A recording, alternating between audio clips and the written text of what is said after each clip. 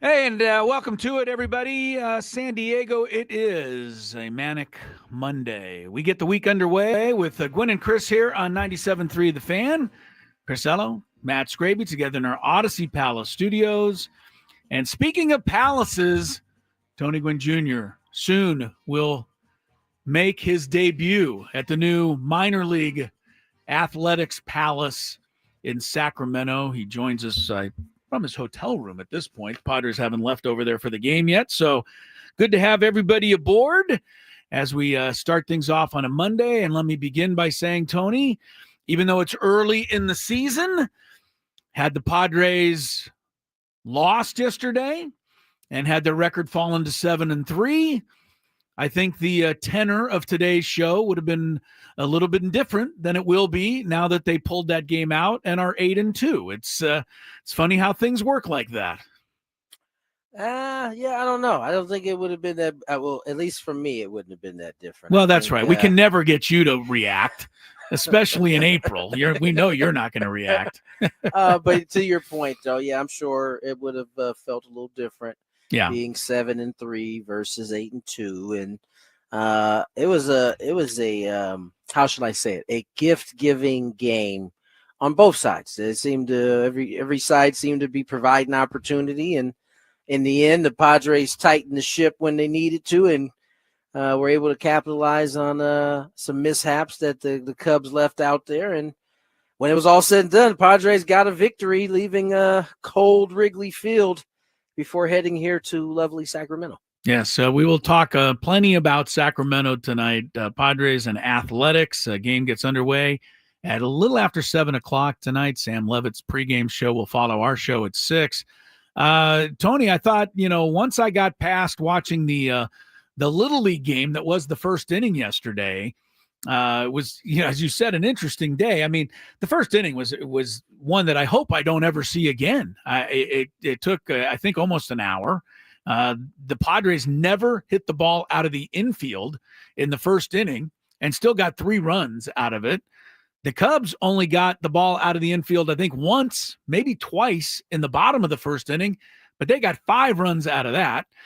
You had kind of the circus surrounding the balk situation with Logan Gillespie, which, the umpires have to figure that out, and maybe you can shed a little light on, how that all, ended up. But, I mean, the first inning was just, like I said, hadn't seen that since back in the days at La Cienega Park there in my Little League time. But, after that, Padres dug in, man. They're down 7-3.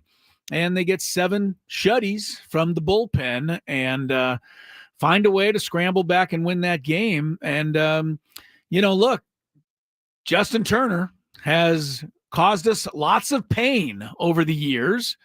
So it's nice of him to give us one back. He flat out missed that throw. It was a little bit low, but thankful he did miss it. And like you said, you're right, Tony. There's no reason to overreact. 8-2 and 7-3.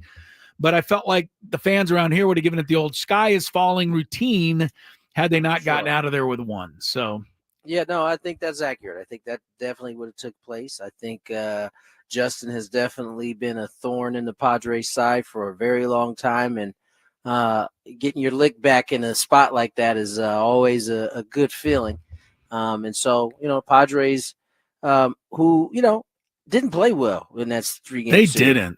They didn't. Right? And I thought the Cubs, up until game 3, where the Cubs probably played worse than the Padres did, I thought the Cubs outplayed them. And it's not that the Padres played bad from a fundamental standpoint, but the walks are the thing that you have to point to. I think they had 7 the first game or 8 the first game, 7 the second. I think they finished with 7. They had 23 for the weekend, Tony. And I mean, that's ridiculous. They had 21 in the first 7 games combined. And then they outdid that this weekend. Because, otherwise everything was pretty similar. I know Manny made an error on Friday and Jake threw one away the other day. But, by and large, the only difference, the other thing offensively, they didn't use the running game as much, but you can't use the running game when you're trailing all the time, which they were throughout this series. And then finally yesterday, once they got back in the game, they did steal 3 bases and it helped them win the game. But the walks, that's surprising. I'm sure Ruben Niebla probably lost a little bit of sleep on his way from Chicago to Sacramento, trying to figure out how to get a handle on that, because you don't like to see that. That's really uncharacteristic of this staff. It is. It's not something you see very often from. You should put it this way: you hadn't seen it at all through the first 7 games. No, and then game 8, game 9, game 10, all of a sudden it pops up on you. So listen, I don't think anybody. Well, let me say this: after that 7-0 start, it can give you the rose-colored glasses where everything is just positive. But at the end of the day, it's baseball. So there's going to be little times. There's going to be spots of time where bullpens maybe not keeping everybody off the board, or starting pitching is struggling to command the ball. Those things are going to happen over the course of the year. Padres are fortunate to get out of there at 1. Now you get to have a reset, playing against an Oakland team that's not, I don't think, can be taken lightly. Excuse me. Not anymore. No. From the standpoint of, this is a team that they got some dudes on here who can play. They got a lot of young dudes who can play. They got a pitching staff that is going to go out and compete. And so you got to come in here and try to get back to playing the ball that you played in the first 7. Yeah, I agree. Luis Severino will be on the mound for Oakland tonight. Michael King, good to have the ace on the mound. And he's going to probably need to be a little ace-like tonight, considering the Padre bullpen not only pitched 8 1/3 innings yesterday, but, neither Randy Vasquez nor Nick Pivetta got through 5 innings in the first 2 games of that Cubs series. So bullpen was taxed pretty good over the weekend. Nice to see a long outing from Michael King tonight. He's certainly capable of it. I think a couple of things that may have escaped the eye of some Padre fans out there. Luis Arraez had 4 hits yesterday. Seems to be rounding back into form a little bit after the slow start.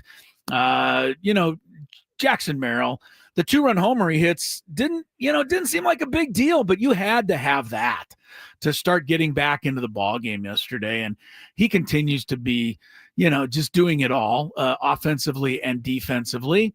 There's some things that are, you're definitely going to like. They keep getting clutch 2-out hits, Tony. That's another thing. You look at the last 2 runs this Padres scored yesterday.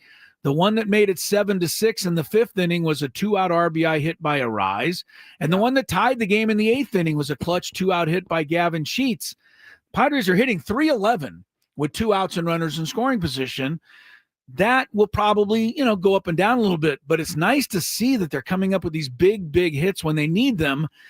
That can cover up a lot of issues throughout the game when you can get those runs in. That's what they didn't do in night 1 and night 2. Yeah, no, you're day right. 1 and day 2 of the Cup series, right? They had opportunity. They didn't have a ton of it, but they had them with 2 outs. And whereas the first 7, they were consistently coming up with 2-out knocks. They weren't able to do it in games 1 and 2 in Chicago. But then in game 3, late in that game, when they had to have it, they got those knocks again. And those turned out to be the difference in at least, I'd say, 4 out of the 7 wins that start the year, and certainly that last one, those 2-out knocks are, big time. Yeah, I never thought. Like, if you had to ask me, who would I like to have up right now with 2 outs and runners in scoring position? Probably wouldn't Gavin Sheets jump to the top of my mind when you've got a team with Fernando and Manny and Arraez and everybody else. But Gavin Sheets has been pretty clutch so far, and he struck out 3 times yesterday. But when they had to have a hit in the 8th inning, he came through once again, and he's been consistently doing that this year. He's got 6 RBIs, and all 6 of them seem like they've been really, really important to the success of the Padres and this 8-2 start. Now, that's the good news. The bad news is they fell to 3rd place in the wild National League West. The Dodgers lost 2 out of 3 as well this weekend, but the Giants didn't lose any, so they've gone up to 8-1. And so the Padres will begin play a half game behind San Francisco tonight as they continue this road trip. in Sacramento. And I don't know, anybody saying anything about the ballpark tonight? And I guess no one's probably ever seen it, right? So it'll be interesting to see how they are able to acclimate themselves. Those who played in the PCL have seen this ballpark, so won't. There'll be some guys who haven't played in it because they came up on the international league side, but I don't think these guys are. Yes, they've known this stadium is coming for a while. So I mean, didn't hear much conversation about it yesterday. I'm sure as we get there today, and after BP seeing the ball, what it's going to do, I'm sure there'll be a little more conversation about it. We have one last thing I had to mention: Manny being Manny yesterday. Again, making a throw from the third base dugout to throw out a runner. What about those 2 errors? Again, Manny being Manny. An error happens. It's in the scorebook. Errors happen. What errors? He had 2, I think, over the weekend. So what? He made an incredible play. I don't know. You think differently than I do. So I look at plays that he makes that are I'm just speaking for when people hear you say Manny being Manny, which Manny was Manny with a great throw. When people in the car going, what about those 2 errors? What people are saying that? Let's wrap it up. It's 2:12. We'll argue when we come back. Gwynn and Chris is underway on 97.3 The Fan. The amazing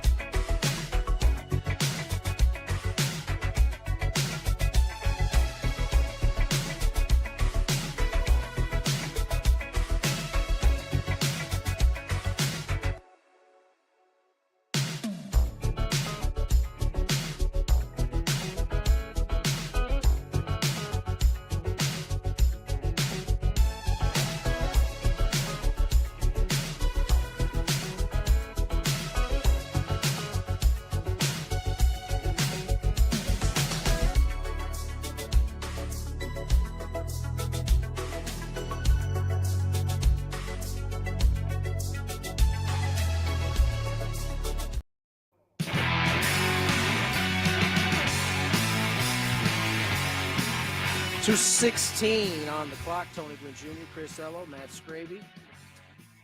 We got some other things to talk to, but first we need to clean up this argument that was starting to take place before we had to get to our break on time.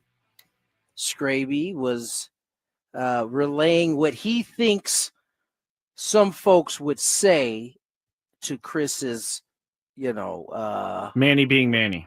Manny being Manny comments. Can I just say first that I am in this instance representing multiple people around San Diego, and it's not. How do you know? I have Have you talked to them all this weekend? No, because you see things on social media that tell you how people are feeling. I have a feeling this is going to be a theme today. Scraby representing people.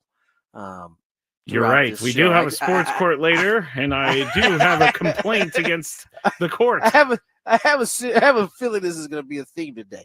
Okay, so Scraby says he is representing what he feels like is the temperature. Here's how I felt over the weekend.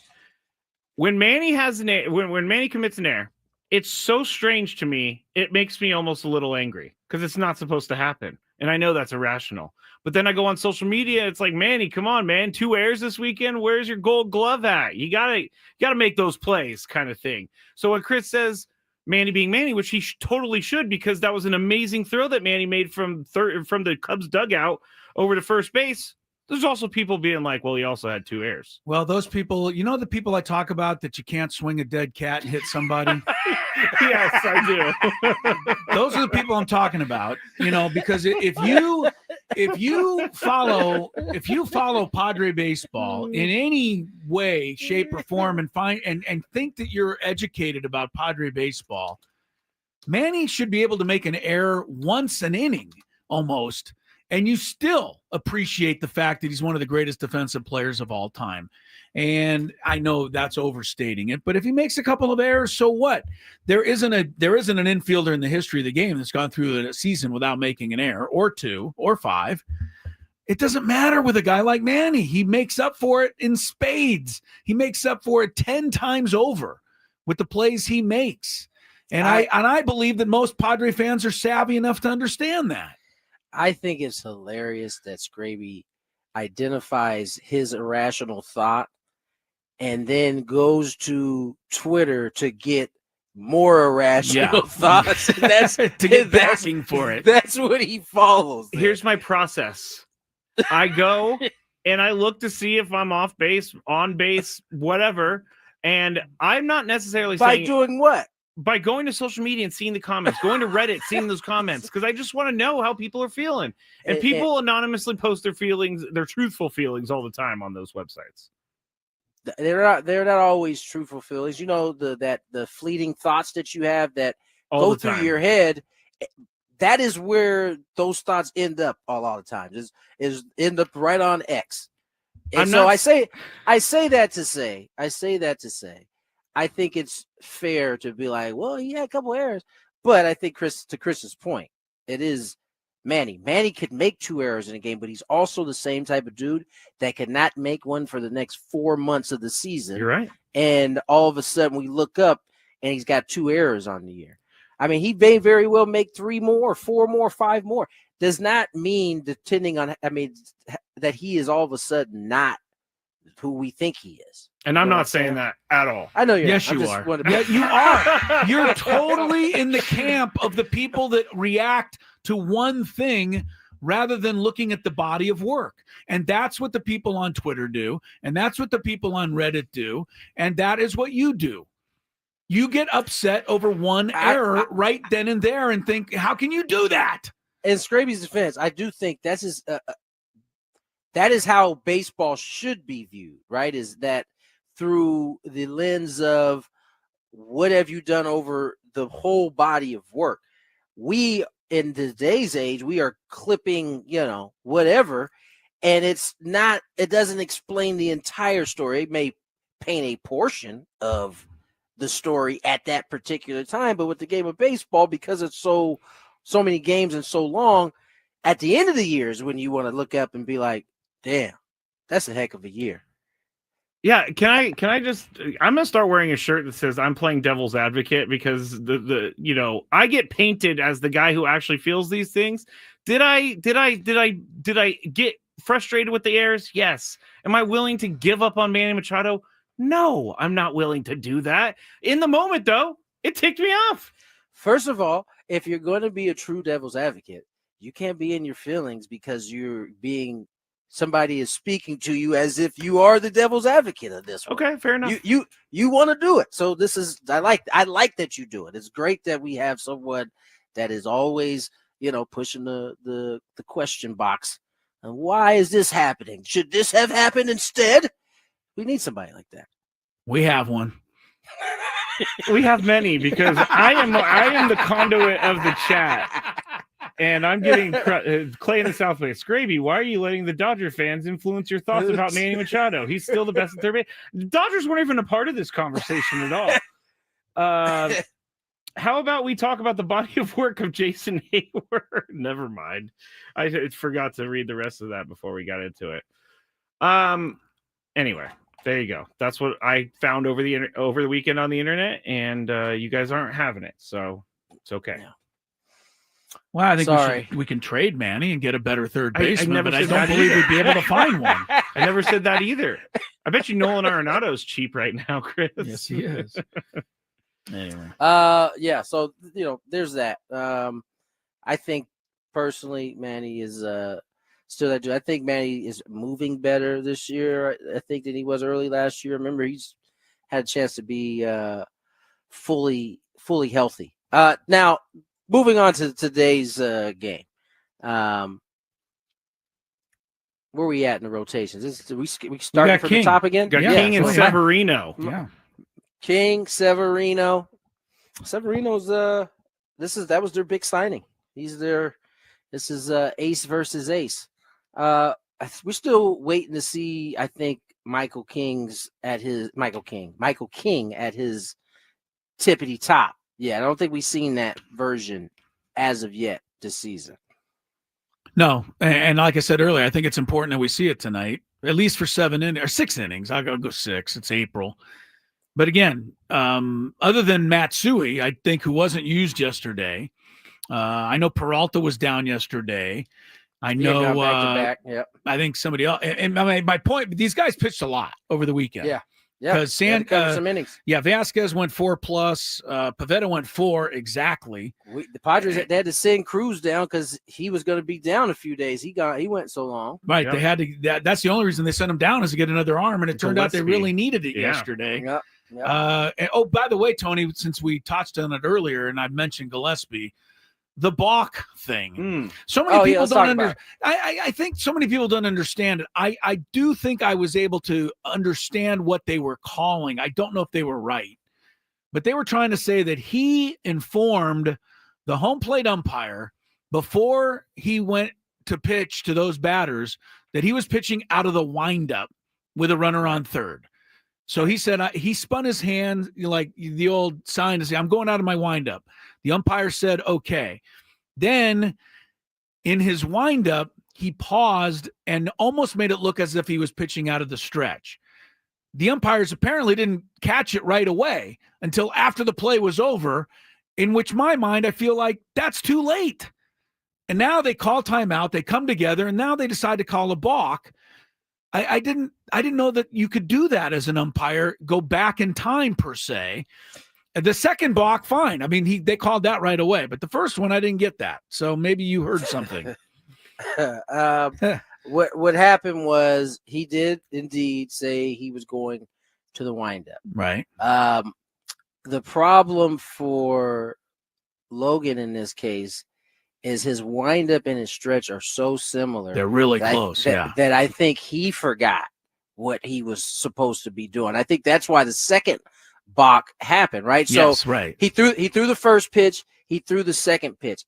I can't say for 100% that the first pitch he pitched out of the windup. But I can say that he definitely here's the deal. The first time the runner was on third base, right? And so he said he was going from the windup. So at this point, he is going from the windup, but he did the stretch. And the problem with his windup is he starts the same exact way. The only difference is in the windup, he takes his left foot and he puts it behind him and then kind of does his thing and gets to the throwing motion, right? Yeah. From the stretch, he kind of comes set and there's a pause and then he goes.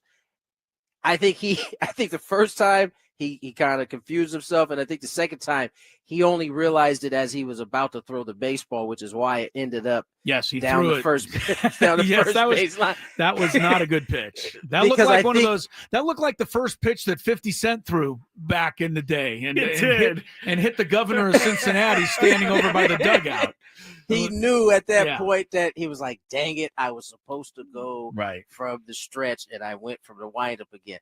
And so I think, and you notice you got no argument from Schilt after they called it, because the call was for the second pitch, and the third pitch hadn't happened yet. Remember, he called timeout. So they're allowed, the umpires are allowed then after the pitch to go back, evidently. The pitch, exactly. The next pitch hasn't happened right yet, so I guess it's still in play. And the fact that you got no argument from any of the Padres lets you know that they knew it was probably the right call. And I don't guarantee you, but I'm assuming your partner, Jesse Agler, would have liked the umpires to use their PA system, which they have at their disposal, to explain to people what in the world was going on. Simple. But baseball umpires have yet to figure that out. Now they did get on the mic and say that he was being called for a balk. Okay, well, now they didn't explain the kind of semantics the reasons, of how it got there, but they did get on there and say he was going to be penalized with a balk. Well, all right, they're taking a step in the right direction. Because I'm not going. I did look to Jesse at one point. It's like I don't think they're going to. We'll see if they use the mic. I think I said on there. Yeah, they did. Okay. Anyway, we're out of there with a win, and the bottom line, that's what we needed to do. So good for us. Let's slide away. Matt Snyder, CBS Sports, joins us next on Gwynn and Chris.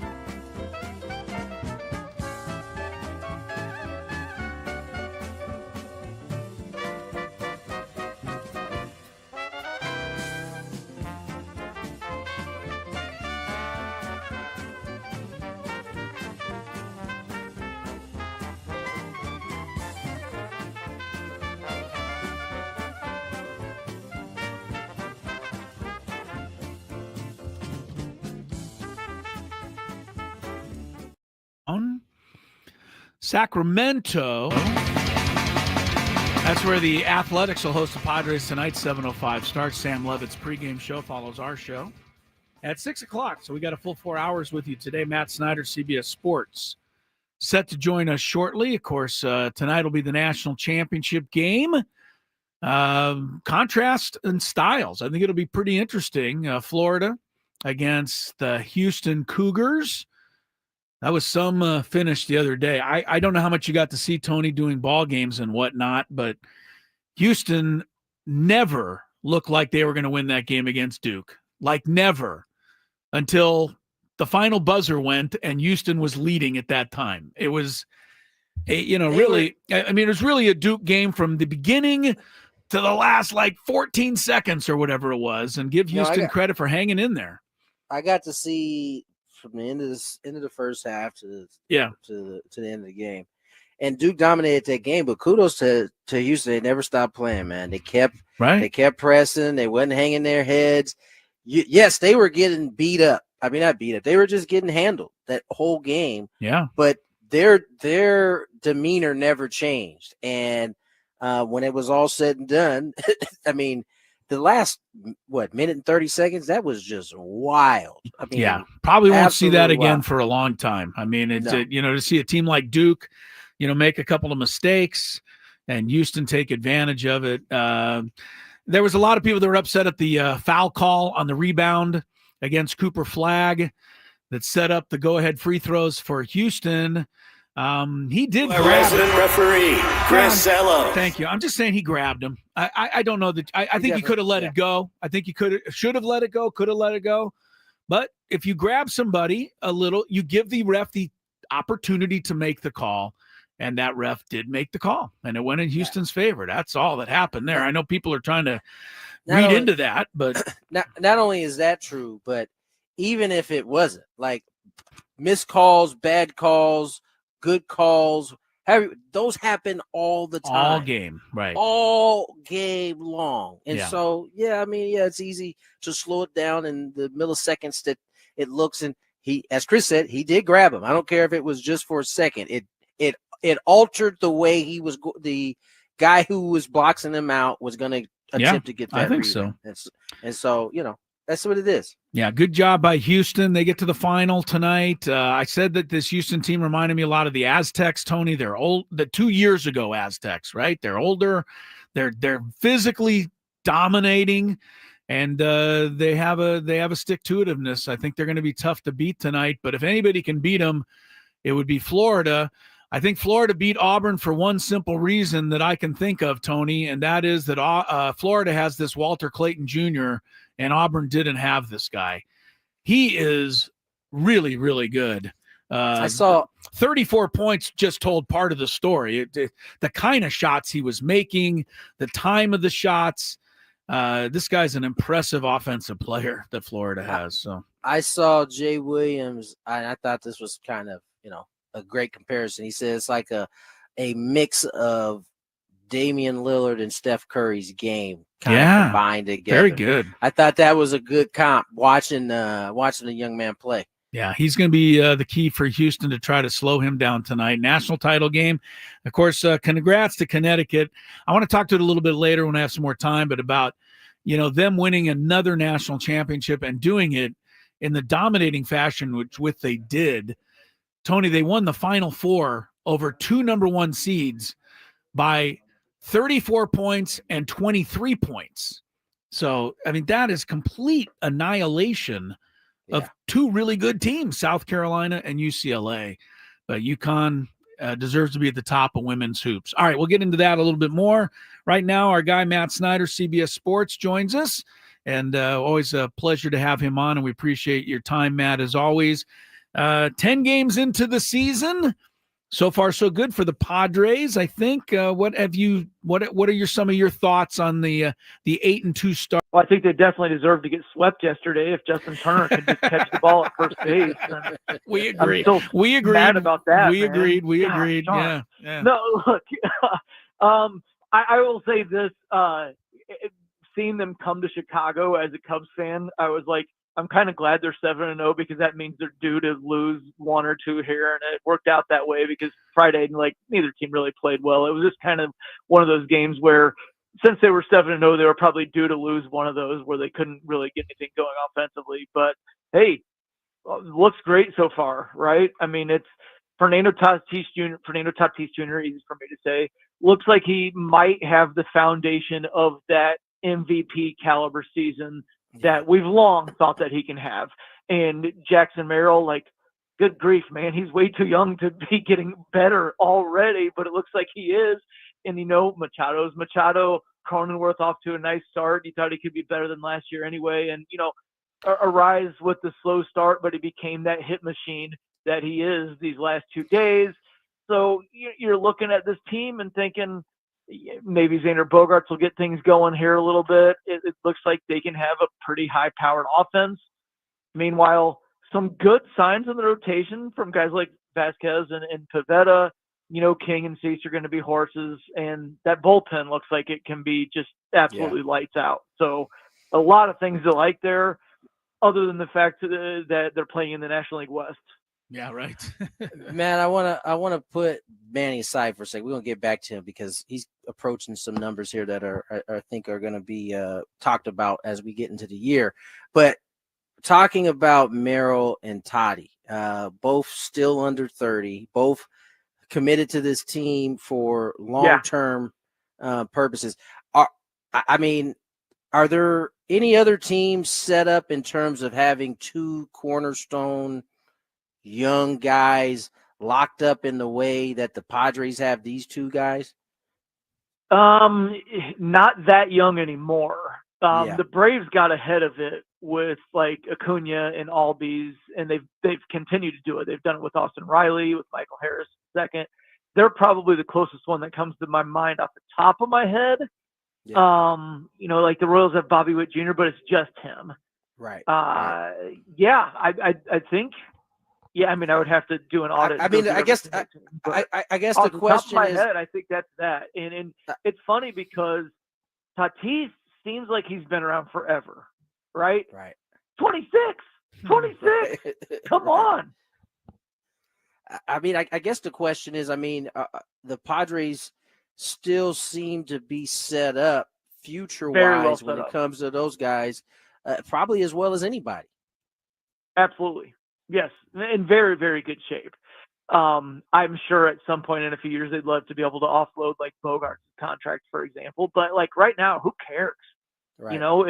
You've got Tatis and Merrill. You've still got Machado, who I believe is still in his prime. Maybe not that many more years in his prime, but he's still prime Machado right now. So you're talking about probably not too early to throw the title on Merrill. You've probably got 3 superstars right there on offense.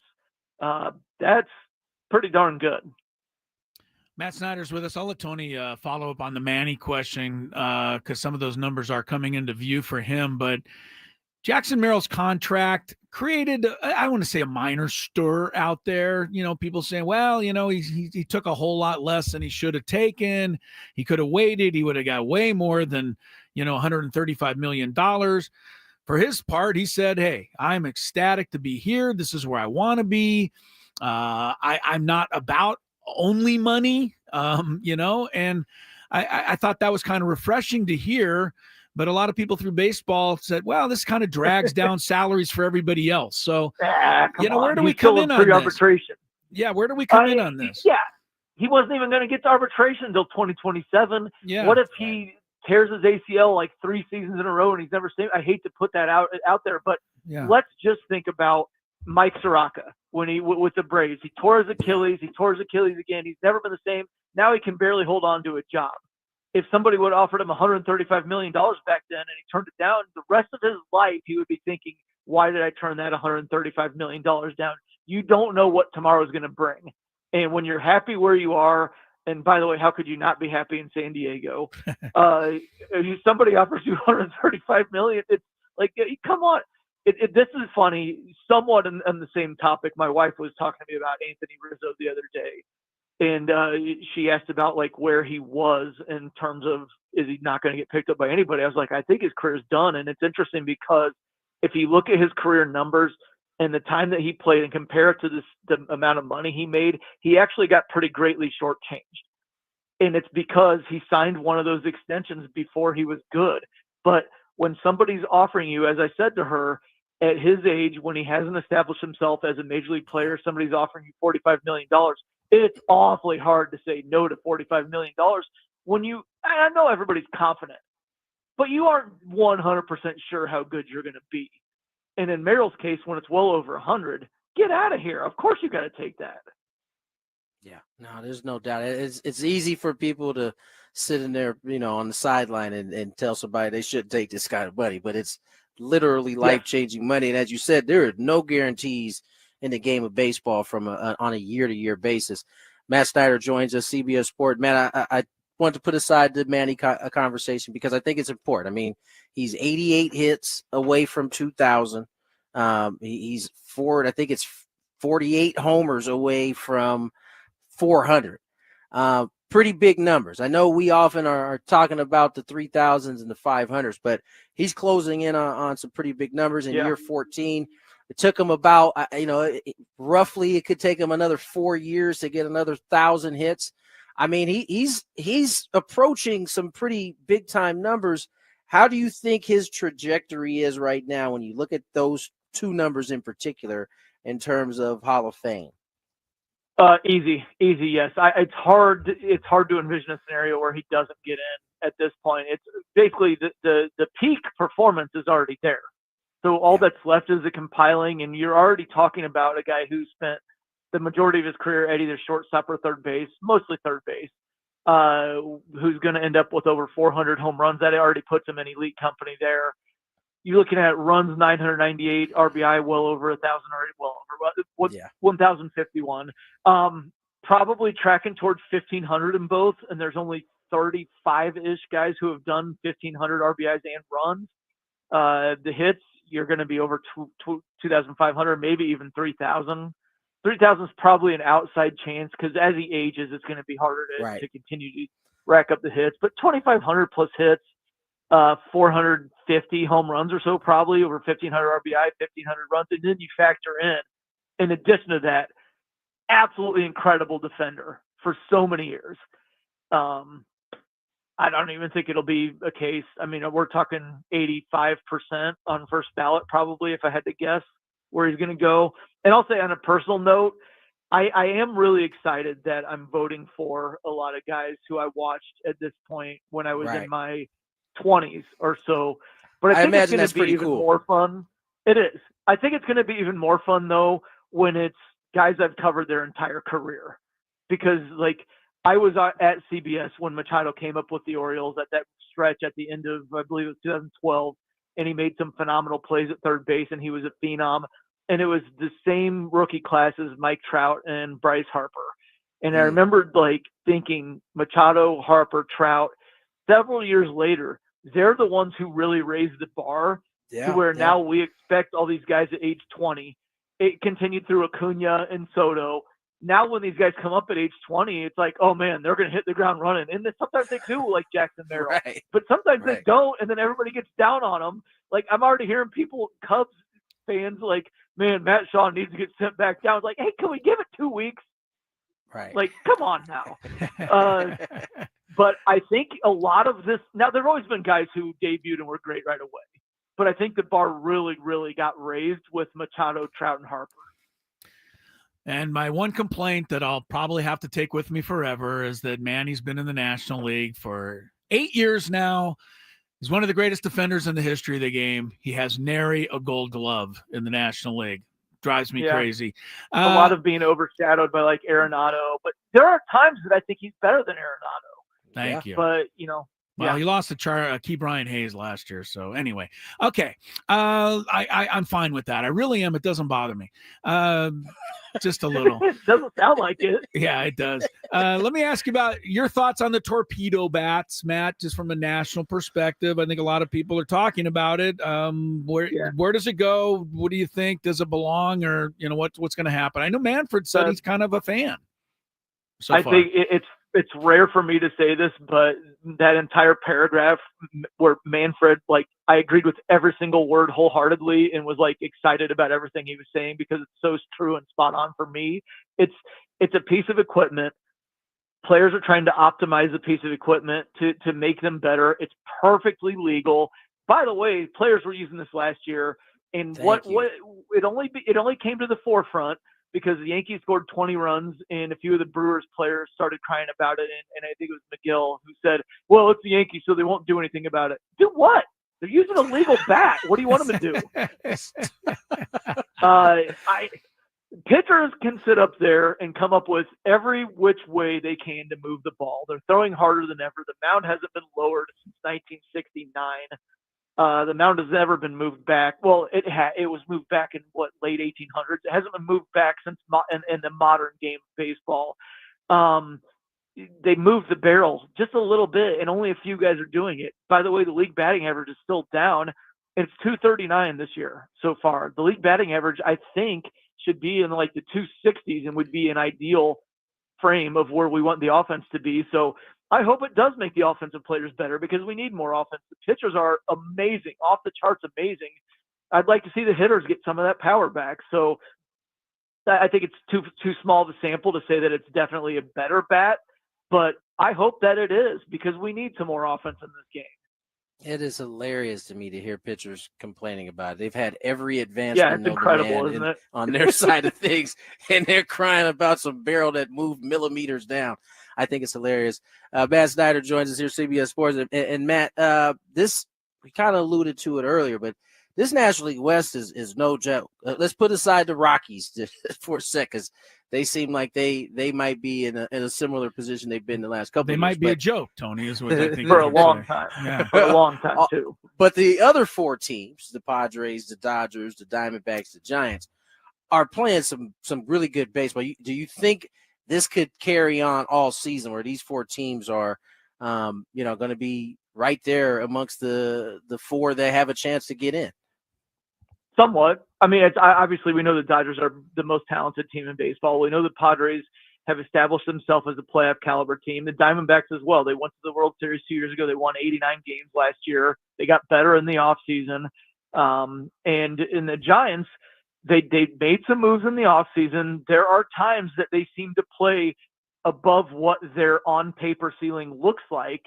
And I know people can go too crazy about starts sometimes, and I still think they're the fourth best team in this division. But the 8-1 start, it's not completely driven by a weak schedule or anything like that. I mean, at least heading into the year, if you would have said at Cincinnati, at Houston, then Mariners at home, that doesn't sound that easy. Everybody thought the Reds were a fringe contender. The Astros are, obviously a major contender. And a lot of people thought the Mariners were one of the better teams in the American League West. So it's not like they just sat there and beat up on the Rockies and Marlins and White Sox to go 8-1. Like, they played teams that everybody thought were going to be contenders, and they're 8-1. So they have to be taken seriously. Again, I still think they're the fourth best team in the West, but could have four pretty darn good teams. Four good teams and a joke. All right. Yep. Yeah, Matt, always great talking with you. I think we, Tony and I'm glad you kind of articulated the torpedo bats kind of better than we have, but I'm with you. Let's score some runs. Let's have some fun. Let's play some ball. See how it goes. Thanks for your time. As always, great to talk to you, and look forward to catching up with you soon. Thank you, Matt.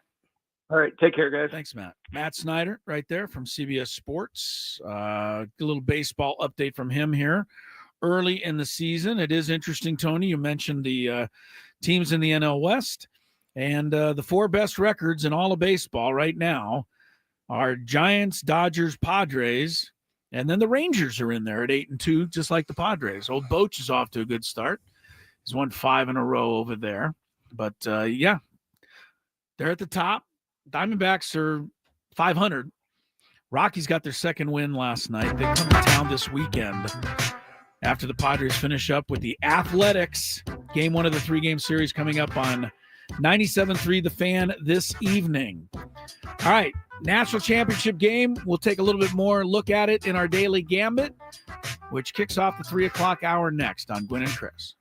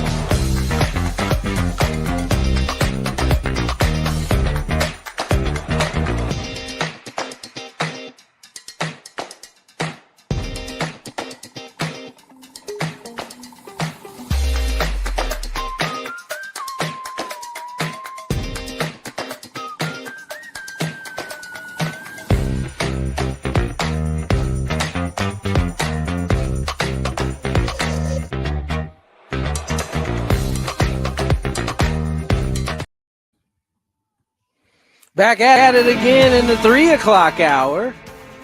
Gwynn and Chris, Tony Gwynn Jr., Chris Sello, Matt Scraby here in Sacramento with the team. Boys back in the studio. We have a little Daily Gambit coming your way here shortly. We got a national championship game tonight. Houston. Tonight. That was really funny. Did not expect that. Houston Cougars taking on the Florida Gators. And I think this is going to be a good game tonight. It should be good. Definitely contrasting styles. I will say this. I am not impressed at all with any of the Florida big men on the front line. I think they're soft. I think they're kind of clunky.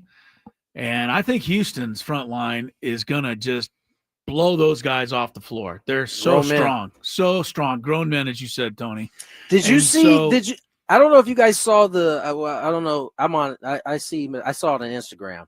There's a clip, a video of them preparing for the year. I've seen it. Houston running.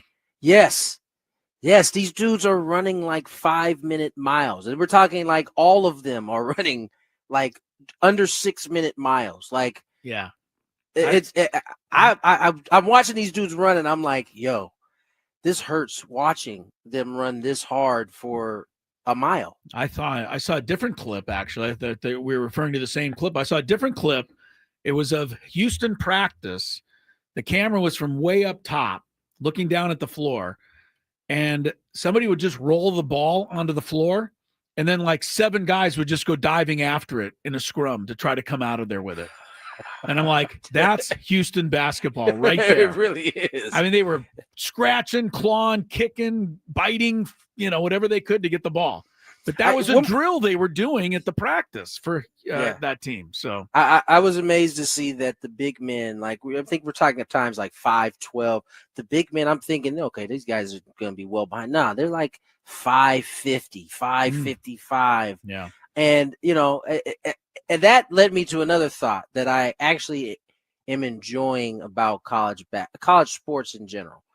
It seems to be happening more in college basketball than the other sports. And I'll be quick because I know we got to get to that again. Yeah. Seeing these transfers come from like smaller schools where maybe they weren't recruited earlier. I mean, my man for Florida was at Iona, if I'm not mistaken, before he got there. And you're seeing a lot, especially in the tournament. These guys are transferring from schools that have been considered smaller. And in one instance, yes, it sucks to see them leave that school that kind of helped them grow, but to get a chance to then show your skill level that you were, could play on the big stage like this. I do think that's kind of cool. That's one element of this that I think is a positive. Yeah. That some of those kids that probably would have been forgotten about or we never would have heard of are getting a chance to shine on like the national stage now. Yeah. Janai Broom was at Morehead State. So now he's pretty good.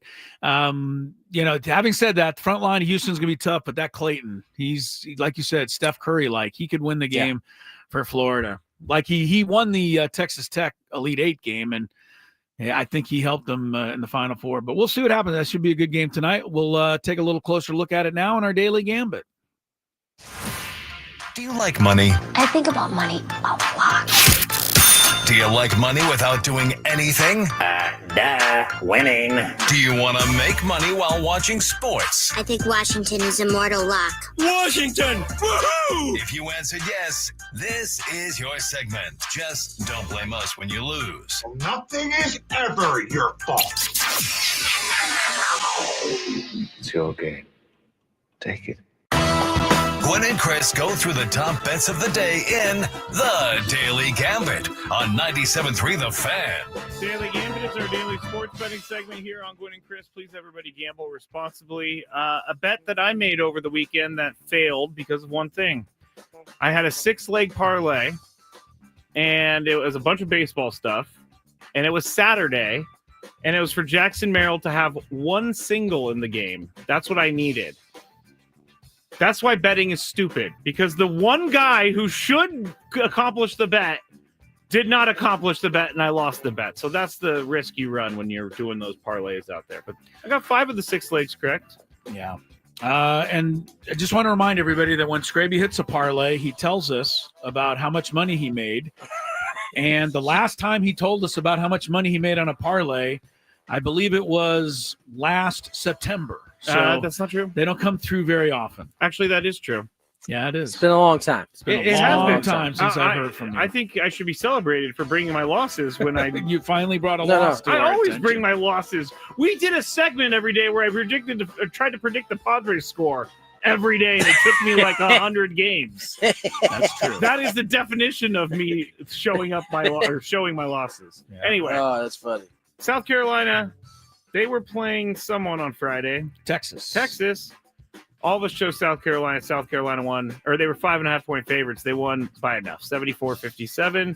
UConn minus 7.5 against UCLA. UConn just tore their way through the entire tournament. Yeah, incredible. They won 85-51, so 7.5 points wasn't even a deal. Paige Beckers on Friday, over under 25 points. We all went over. She didn't need to go over 25 points. She had 16. Florida Auburn, Florida minus 2.5. Chris and I chose Florida. Tony chose Auburn. Florida won 79-73. And then in Duke, minus 4.5 over Houston. All of us chose Houston. Houston won 70-67. And then, who scored more? And then Florida. Okay, Florida and Auburn scored 79 plus 73. Okay, let me start this over. Sorry, guys. Woo. Sorry, guys. Do you want me to do it for No. you? It was a total score bet between Yeah, the Duke-Houston game and the Florida-Auburn game. Right. The Florida-Auburn game had a spread of minus 25. So Florida scored 79. Auburn scored 73. You take away 25, you get 127 is what the total of that game was. Duke and Houston, 70 plus 67, much easier math problem, 137. So the bottom line, the Duke-Houston game won that bet. Thank you. My brain Jeez hurts Louise. That was a long way to explain hurts it. that. Just numbers on top of numbers on top of 79 numbers. plus 73 minus 25 equals 127. And 70 plus 67 equals 137. Tony and I win that bet. Oh, goodness. man. Yeah. I'm All glad right. we got through that. Here we go for tonight. The national championship game. Who do you think's favored? Tony, have you looked at the Florida. odds? Only by 1 point, though. So there is some respect being laid on this Houston team. Scraby, why don't you go first? Florida minus 1 tonight. Well, I picked Florida to win, so I'm going to go with Florida. I also picked Florida to win it all at the beginning, so I will take Florida. But, like I said, Houston, I think, is going to give them a lot of trouble. Tony? Yeah, Houston. You're going Houston here for the title. Cougars, baby. Can I interrupt real quick and update our March Madness pool? Because it's down to 2 players. We're down to 2 people to win it. Yes. Go ahead. And so Braden Soprenet, after Duke was eliminated, he was eliminated He gone. too. He go. We've been gone. So By the way, Braden, they're just I knew I was gone. They are toe tapping on your grave, Braden. it's They're just so I don't know excited. why. It's just fun. I've never seen people so happy in my life. So it comes down to 2 people.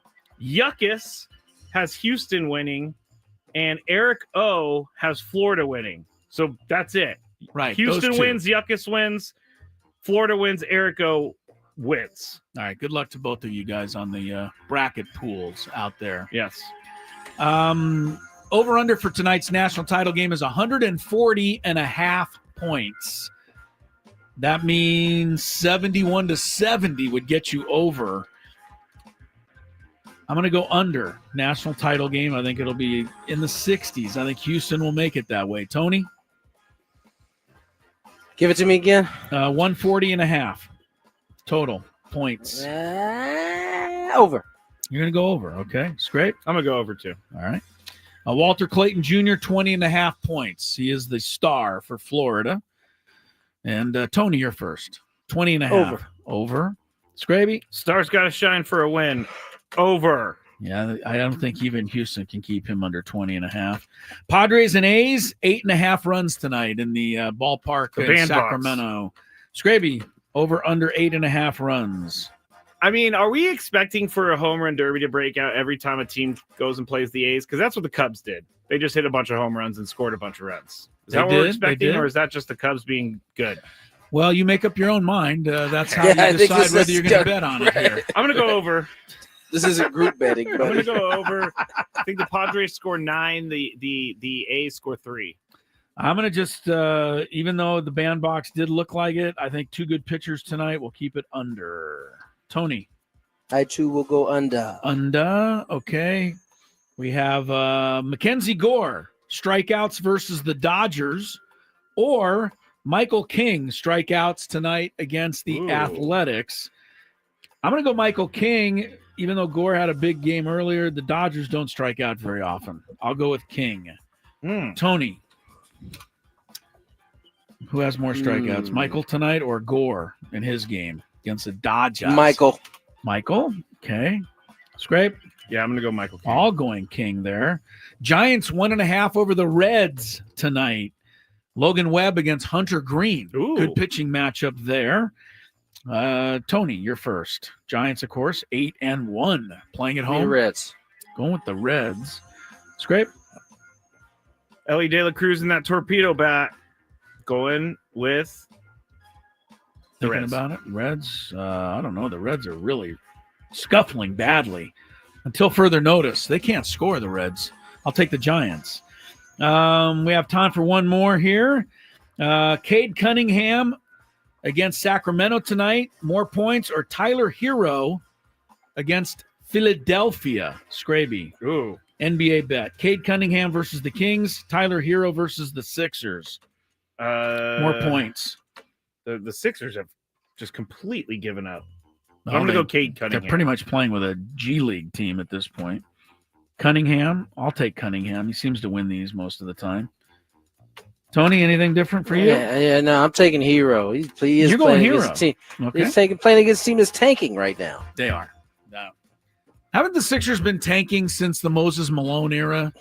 I mean, remember, trust the process. They lost all those games for about 10 straight years. Anyway. Well, it doesn't help when Joel Embiid I knew he couldn't wait to get this doesn't one play off. ever. Soon as we went into this lane, he was so happy. He loves basketball, but he never plays. You got 2 All seconds. right, We got to take a break. Let's go. Off the break we go. All right. From the Saboba Casino. Nope, not that one. Sorry, everybody. Gosh, dang it. My parents cleaning it themselves wasn't working out.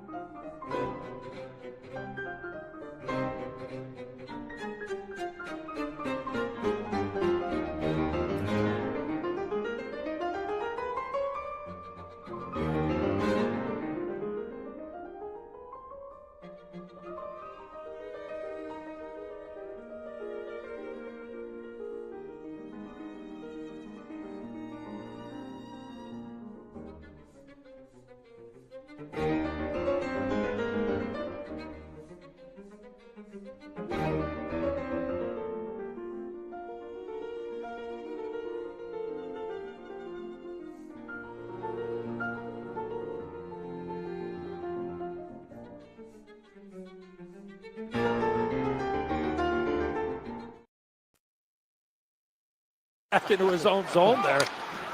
But no, look, he's just trying to find a seam and know that, hey, I'm going to try to force it to him if he's open. Here is Ovechkin. Shoots. He scores! He scores! Number 895. Back into his own zone there. Little history there yesterday. Might have missed it. You know, you might have been into the Padres game or the NCAA basketball, but Alex Ovechkin with hockey history, indeed, the 895th goal of his career to pass Wayne Gretzky yesterday. And, you know, for those who've seen Ovechkin play a lot, it was a bit apropos. He fired the shot from the left faceoff circle, which is probably where he scored at least half of his goals, it seemed like. He would always set up over there on the power play, and when they get the puck over to him, he could just fire that one-time shot. And, you know, hapless goaltenders throughout history have been unable to stop it. And Ovechkin did something that I don't think anybody thought would happen, Tony. I mean, this is very, to me, very Hank Aaron passing Babe Ruth-like, in the sense that when Ruth had 714 home runs, you know, the next closest was like 150. So people were like, there's no way anyone's ever going to get to there. And then, of course, Hank Aaron did it, and now that's been passed. But this was pretty spectacular to beat Gretzky. Gretzky, you know, class as always was there. He was one of the first out of his seat to celebrate the goal, and was down on the ice afterwards, you know, congratulating Ovechkin. It was hockey does a nice job on these kinds of moments, and they did well yesterday. I don't know if anybody saw it, but yeah, no, I thought it was cool that Wayne was there to actually shake his hand. He said he would be there. I thought, you know, just kind of going down the history and seeing how the Capitals even got that pick to begin with. They weren't the worst team. They you know, in that lottery, they ended up with that pick.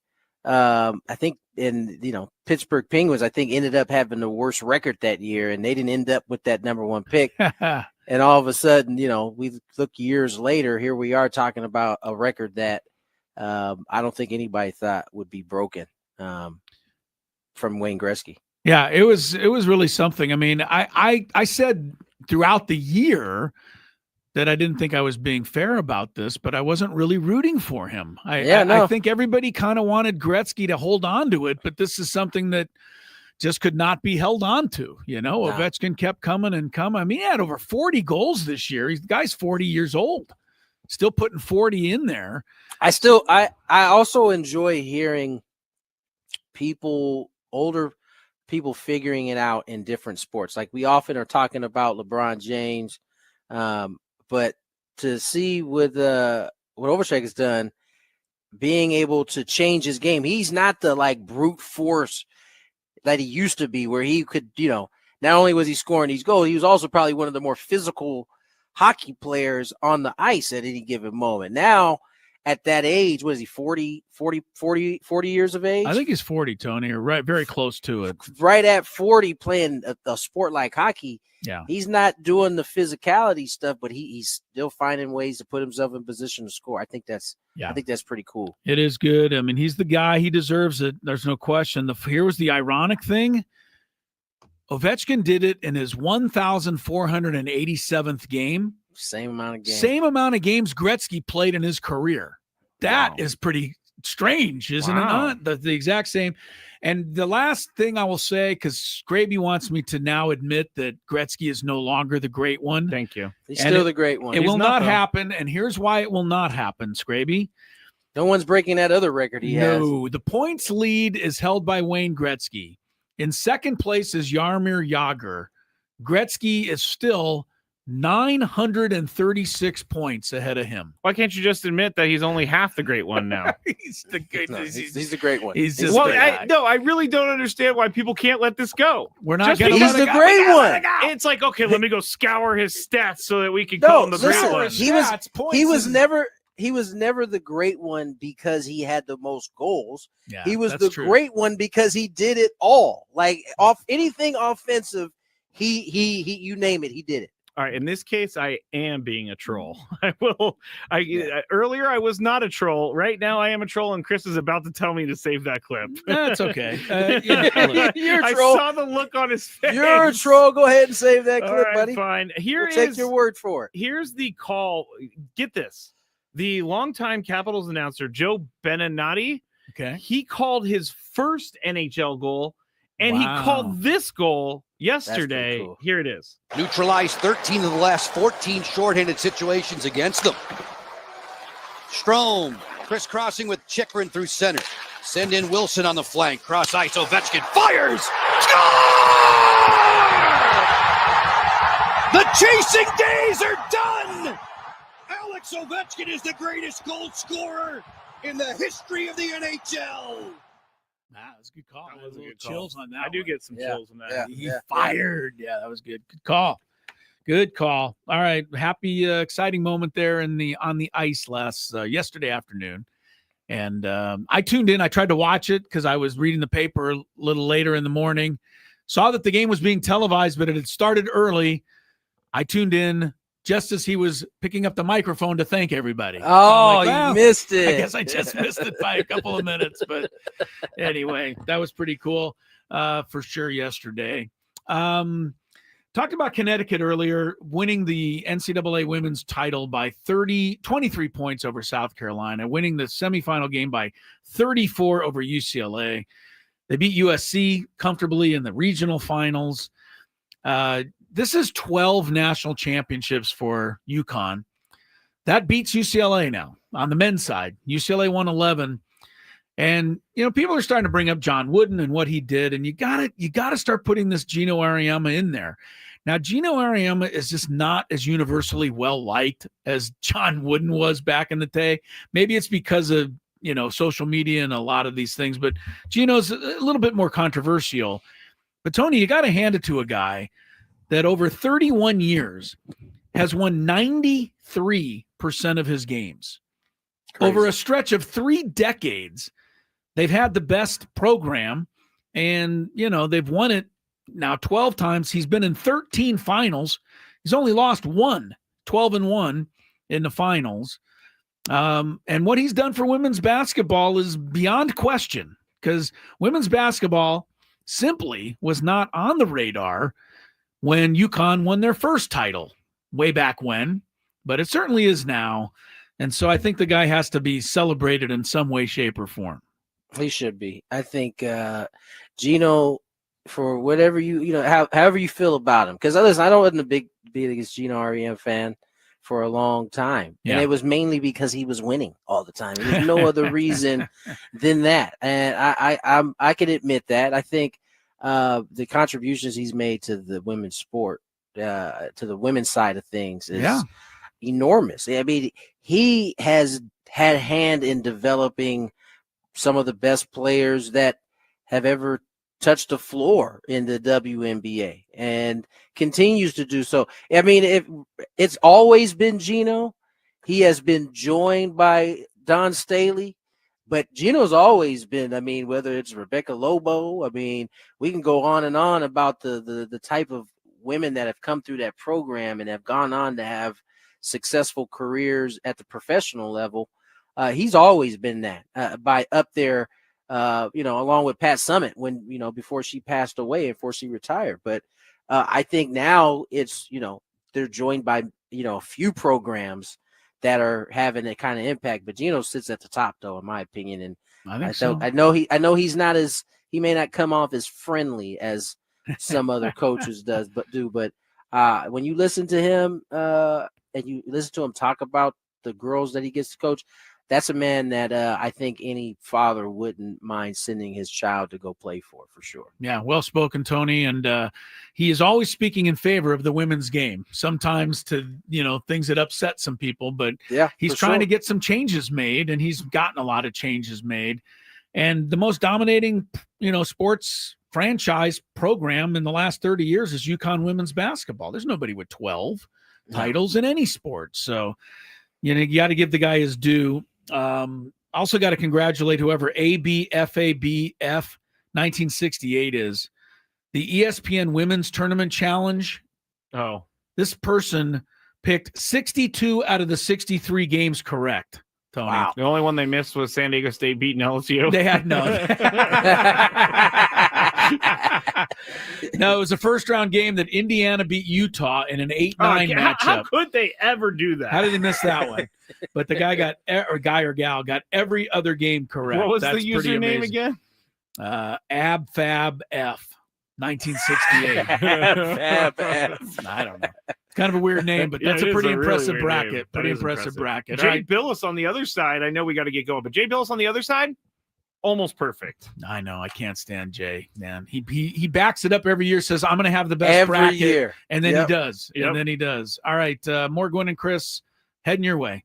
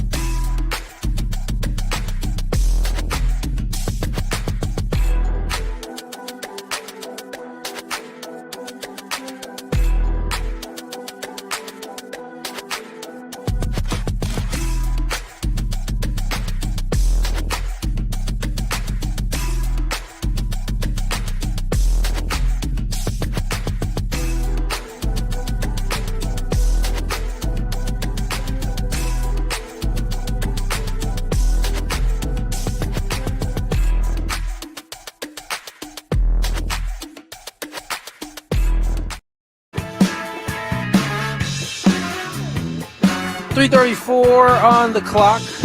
Tony Gwynn Jr., Matt Scraby, and the computer that's next to Chris Elwin. Now, Chris Elwin. Had a good Here. shot of the computer, though, didn't I, Tony? You did. And You definitely focus did. is centered in the camera there. Beautiful computer. You know, I feel Very for Tony nice. right now. I feel for Tony Gwynn Jr. right now because he's sitting in a situation that I found myself in many times this year during the basketball season. That is, he's in front of his computer in his hotel room, but the bus is leaving in a little bit. So I don't know if you're like, I don't know what you do, Tony, I want to ask. I don't get all the way dressed, but I get as dressed as I can, and I get as many things put away and ready as I can, so that when I'm done on the radio show, it's like a 45-second turnaround and I'm out the door to get the bus. But I also have to, now one difference between you and I, some of the equipment I used to broadcast the game, I actually used to be on the radio here too. So I have to put all that away. And I get kind of nervous every time. Yeah, I don't have that problem. I'll leave this here because you just leave it all set up. Yeah. Be back on it again tomorrow, so I don't have to take it out. I am dressed as much as I can be. I mean, I can't completely get ready because I do have to take this computer that I'm on so you guys can look at my face. There you go. Okay. So there's a little action involved. Yeah, so I do have to get that unplugged, make sure I have all my charging cords. Oh man. No, you don't understand, Scrape. You don't do this. First of all, I'm not complaining. I'm just co-signing what Chris is saying. Yeah, just co-signing. The other thing is just making sure you got to get all stuff. The bus can be at let's say it's at 4:00 today. That means somebody of Tony's stature has to probably be there at least 10 minutes before it leaves, 5 at the minimum. You don't want to be the last guy on the bus if you're a broadcaster, is what I'm saying. You don't want everybody sitting there at 1 minute to 4, and you come one in. Okay, I'm here. It's not a good look. No, you can't do that. So you got to be there at 10 of, right, Tony? I mean, is that accurate? Pretty much? That's accurate. I'm on there earlier than I try to get on there earlier than the players. And are you a front? Do you now? Where today, do you sit? Where do you sit at 4? Well, at 4:00, there isn't going to be any players. All the players are there. Oh, at 4:00, it'll just be my broadcast brethren. So I usually sit, somewhere near the front. And in that ride, but when all the players are on the bus, where do you have? I'm sure you have a spot. Where do they put you? Well, you leave I personally like to leave the first 4 rows for the likes of a Toddy, Manny, Bogey, those type of guys. And then so you try to find row 5 and back. You don't want to be too far back because that's also the player's realm. So you're kind of like front, middle. I have a thing on my bus rides that I'm after the coaches. Coaches are the first 5 or 6 rows, then my area, then the players are all in the back on the basketball. But when we get to where we're going, I never get off the bus till all the players have gotten off the bus. Just one of those things that I don't feel like I should get off first. That's the great rule. I abide by that rule by that as well. Okay. But you do have players that will refuse. No, you go. And so really? I'm not gonna. I don't want to get into a spat of whether I get off the bus or you get off the bus. Imagine a 10-minute discussion on who should get off the bus first. Yeah, that's no good. It's a very Larry David thing to do right there. It feels like. But I always wait till all the players are off. All right, Scraby's looking at me like I'm crazy. He doesn't get it. I'm actually talking to Dave Marcus, making sure our connection is set up for the game tonight. Oh my goodness! Oh, I know Dave is in a nervous tilly right now. What time did he get to the ballpark? It's new surroundings, new things. He doesn't like new things. He likes things to be predictable. So, Cravey, you might be on the phone a little bit. You sure you want to participate in this segment? I'm just realizing something. Uh-oh. The lineup is out, guys. Well, play the music. There's a missing member of the lineup. Play it. Missing member. Oh my gosh! I'm not saying they're hurt or anything. What's the missing member? Stop acting like this is not a big deal. Since you did that, Scraby, you now have to announce the lineup. Yeah, go ahead. You go ahead. Batting first. I'm not going to do that. I can't. Fernando, Luis Arraez, Manny Machado, Jake Cronenworth, Gavin Sheets, Bogarts, Hayward, Lockridge, Diaz. And for those who didn't Merrill. catch it, who's missing? Mr. Merrill, my fantasy player that I'm going to be putting on the bench right now. Jackson Merrill not in the starting lineup tonight. I wonder if there's going to be any explanation for that, or is it just a scheduled night off? Although I would find that to be rather interesting at this point in the season. So, are they? Then let me ask this real question: do they go into the year thinking, all right, we're going to pick these days for these guys to get off? Like maybe he knew he was going to play the first 10 games and they were going to give him the first series off or first game off in I almost call it Oakland, but Sacramento. Like, is this, I'm not saying he's hurt. I'm not freaking out before you guys accuse me of freaking out. It's a scheduled day off. I'm just wondering how that works. I don't think they would schedule one this early in the season if they did. Tony? Yes.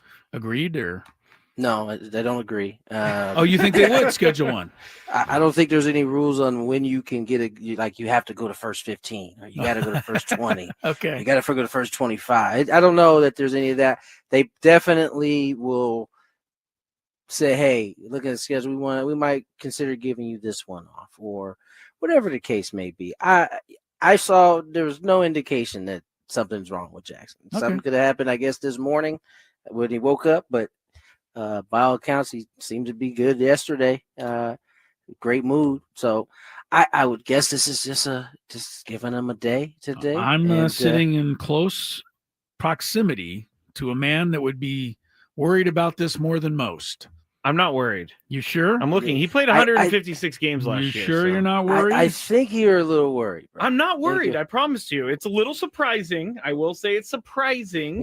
Can I ask you a question? What is surprising about it? Because I look at these guys like robots, and they're supposed to be there every day. That's just how it goes. But they all get days off. Atati gets days off. Manny gets days off. I know. I'm not. Hey guys, I just brought you the lineup. I didn't say that I believed anything. Yeah, but you said there's someone missing.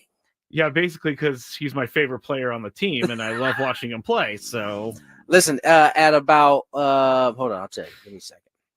Oh, while Tony's getting that second, I will say that at about 5:05 today, we'll know if it's anything crazy. Mike Schilt will have his pregame. Let me even predict. I bet he'll be asked about it. I'm sure he will be asked about it, but my prediction is Jackson just needed a day off or giving him a day off. I'm going to go out and predict that he just felt a little something. Anything.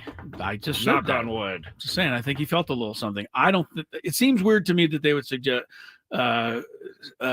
schedule a day off for the 11th game of the season. To me, I kind of agree with Chris. I know that we have a Major League Baseball player on the show who doesn't agree. Former. Yes. A guy who has been in the lineup in and out of it, but yes, no, he gets it better than we do, but I'm just making my prediction that he's had a tweak somewhere. I don't know. We'll see. Did we I just saw this on Twitter. Did we refer to the Athletics as Oakland earlier? I didn't even catch myself doing it because if I did, but I said Sacramento. I need to make sure that I don't want to get nobody in trouble. Certainly don't want to get No, Tony's very. I certainly don't want my hand slapped. Tony's very cautious about this stuff. I appreciate. My man Chris says Crane Fiesta of 4. Oh yeah. He hit me and said we were referring to the Athletics as Oakland just now on the radio, and he appreciated it. So I'm happy we were able to provide that for my man Chris, but I know I have to work not to say that since I'm going to be on the air today. So what do you think, Tony, about the 6th inning you'll slip up tonight? First time. I hope it's not an inning I say today. I'm going to have a hard enough time just making sure I say Athletics and not including Sacramento in there. I know. It's awesome. Look, I still want to call them the Indians. I still want to call them the Redskins. So I'm still trying to overcome all of that. And it's been a few years now. So my mind goes there every time. Name and logo. That was Chris finding out the Washington football team was going to become the Commanders. Literally the moment he found out. All right.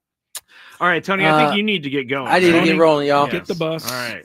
Say hi to you, everybody. Tony. Thank you. It's always a pleasure, gentlemen. And we Yes, will, I'll be back though. I'll be back a little later. We can You talk will. during the Big We will. Five. We have a and- sports court, and it's a Sports good court, one. All right.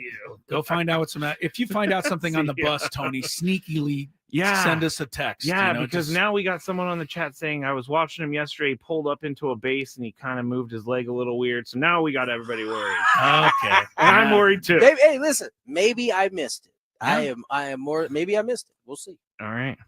See you, Tony. Thanks, Tony. All right. Jackson Merrill not in the lineup tonight. That is the final straw or the final note on that. We will get the lowdown. Yes. As Tony said, at the very latest, we'll get it at 5:05 for Mike Schilt. That means between now and then, which is a span of 100 minutes, Gravy, 3:45 to 5:05. That's 100 minutes. There will be at least 100 theories out there as to why he's not in the lineup tonight.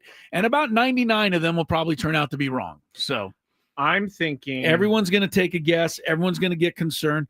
Everyone's going to make up something. We'll see what the actual story is. Yeah, I'm not going to speculate anymore. In the lineup tonight is Jason Hayward. And, well, let's check traffic first. I want to ask you about that in a second, but let's check some traffic first. From the 855 Get Ross Traffic Center, protecting San Diego after accidents or injury, here's Kelly Danick. Traffic is sponsored by Islands Restaurant. Starting off with a few problems here, guys. One of them is this crash on southbound 805 right before University. It's over the right shoulder. You also have a collision on the Palm Avenue on-ramp to northbound 5, partially in lanes. And now reports of a collision on the Dairy Mart Road off-ramp, southbound 5. Accident blocking the 2 left lanes, eastbound 8, near Mission Gorge. Big on protein, rich on flavor, the new $10 Islands Restaurant's protein bowls are here for a limited time, packed with over 40 grams of protein and stacked with fresh ingredients for the flavors you love. Just in a bowl. Find your protein paradise at islandsrestaurants.com. I'm Kelly Danick with Gwynn and Chris, San Diego's #1 sports station, 97.3 The Fan. All right, as mentioned, thank you, Kelly. Jason Hayward is in the lineup tonight. And there are, already those out there that are saying it's time. Now, we are 10 games into the season. Jason Hayward is 2 for 18. So he's hitting 111. He does have 3 RBIs. I think at least one of those, maybe 2 were on bases loaded walks. So he's got 3 RBIs. He does have 1 extra base hit. That was a ball he crushed the other night at home against Cleveland. It would have been out of the ballpark, except it was one of those foggy nights where the ball doesn't carry. But he looked, I'll be straight up, he looked pretty bad yesterday in Chicago. He wasn't having good swings. I mean, he was honestly looked like he was kind of, flailing away at the ball. Yuli Gurriel's not in the lineup tonight with the right-handed pitcher on the mound. But Gurriel is 1 for 13.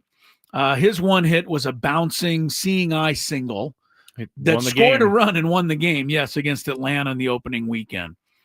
So both guys are really off the bad starts.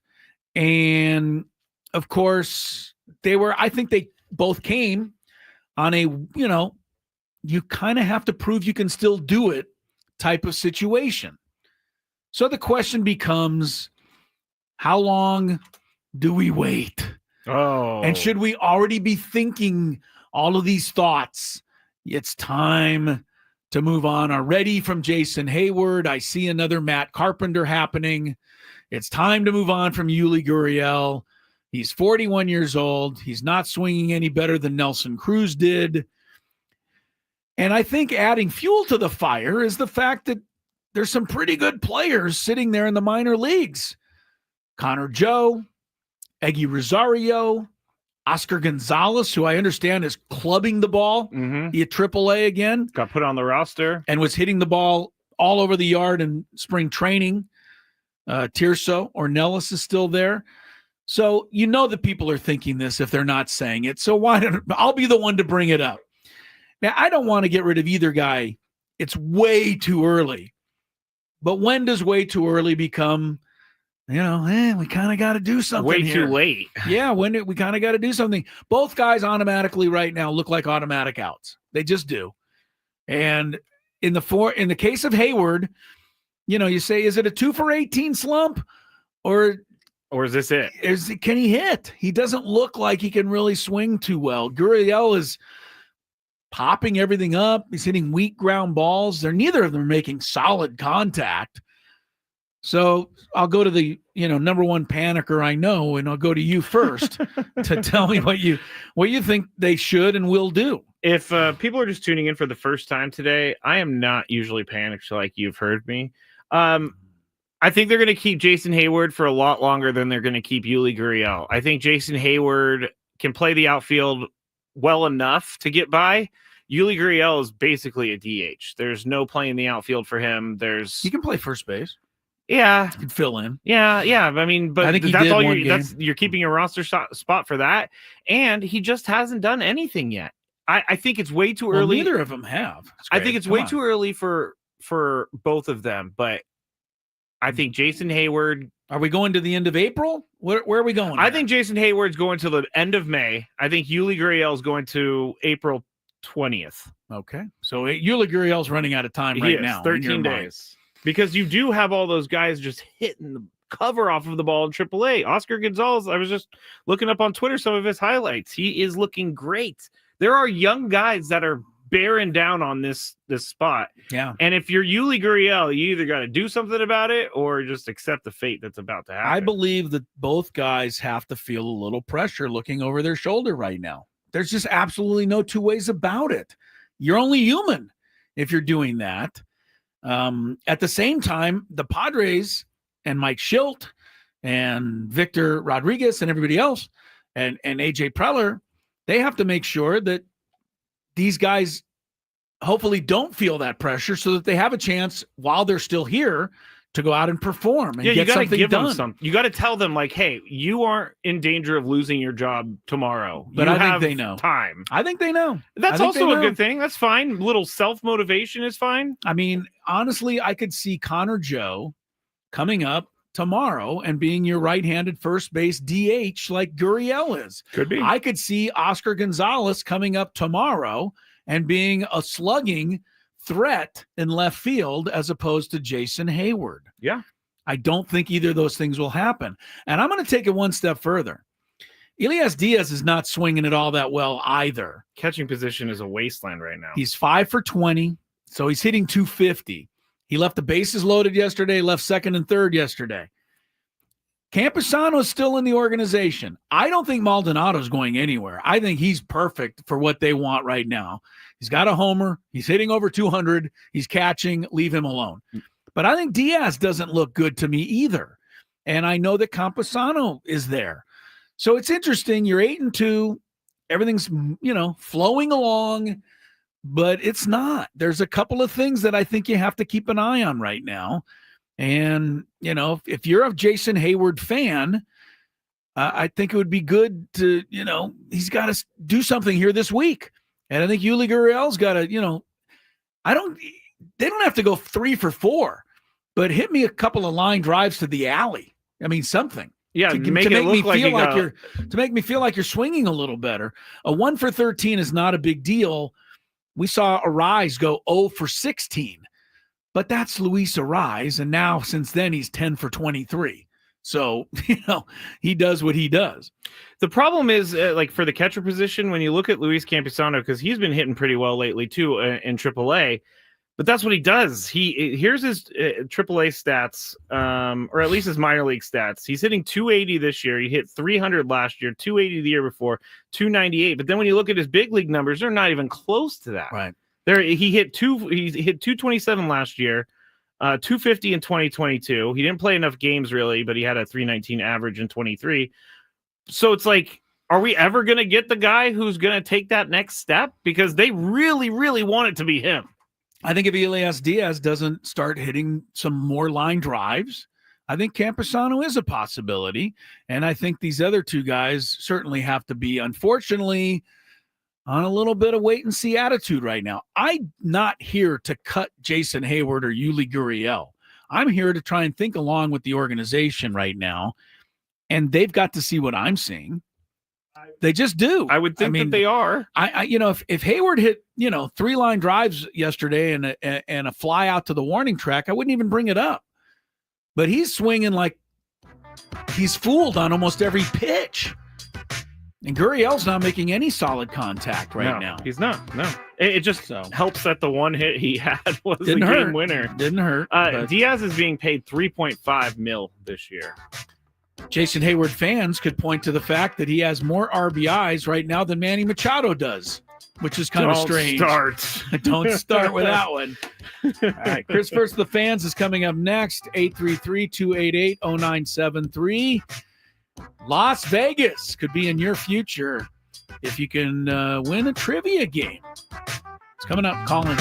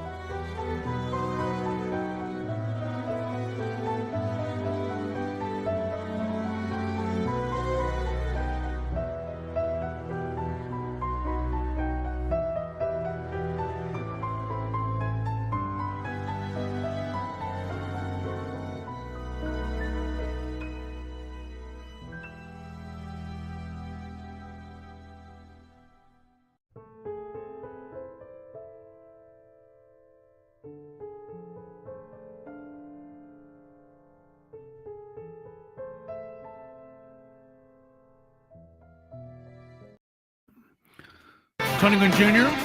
will be back with us. A couple of more segments later in the proceedings. Chris Ello, Matt Scraby right now. In our Odyssey Palace studios. Padres will not be in a Palace tonight, Scraby. They'll be in the, what's this thing called up there? I think it's called Sutter Home. Sutter Home Health Park. Sutter Home sounds... Southern...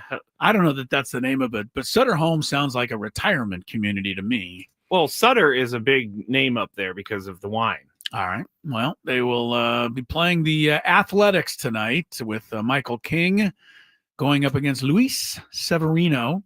The lineups have come out. It's just Sutter Health Park, by the way. Sutter Health Park. Thank you. The lineups have come out, and they have caught the attention of many because Jackson Merrill is not in the lineup tonight. Brandon Lockridge is in center field with Jason Hayward playing left. Tony surmised that Jackson could just be taking a scheduled day off. None of us are agreeing with him. All of us think something nefarious. All of us think something nefarious is going on here. People are writing in on the chat. Well, I saw him grab his hamstring yesterday. I saw him grab his leg. He pulled up short. He did not come out of the game yesterday. We know this. But I got to agree with those people until we hear further note, from Mike Schilt or whatever. There's an official word. I don't think he did get a day off for the 11th game of the season, and especially when you're Jackson Merrill. I mean, he's 22 years old. 21. He can play forever.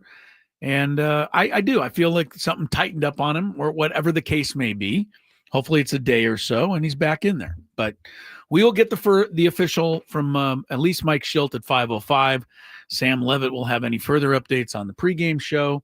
I asked Sammy what his Sammy's outside getting ready for the pregame show. I asked him what his sources were telling him.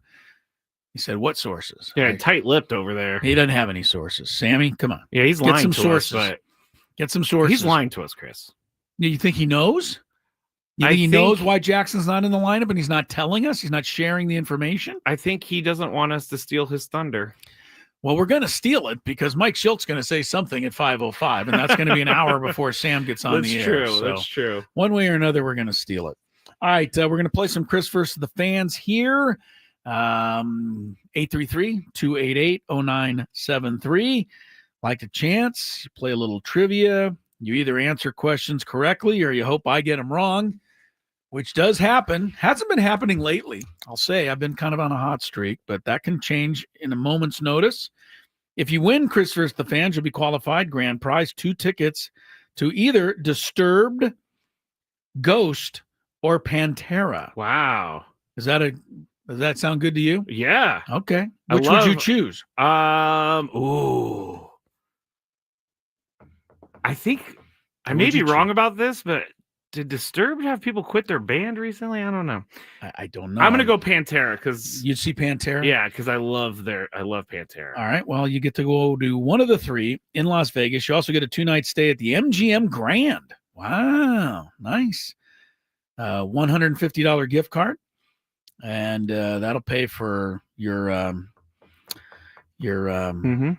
fee to the valet guy. And you pull up at the you can also park yourself, I guess. You better park yourself so you can hold on to your 150.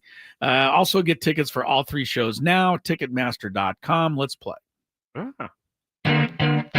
If you had one shot, one opportunity to take down the human almanac himself, howdy do. Now is your time. Listen to me, this guy is dangerous. Now is your opportunity to win a prize. Well, I hope you know what you're in for. Chris versus the fans starts now on 97.3 The Fan. All right. I just want to say I didn't know what I was talking about with Disturbed, so forget I ever said it.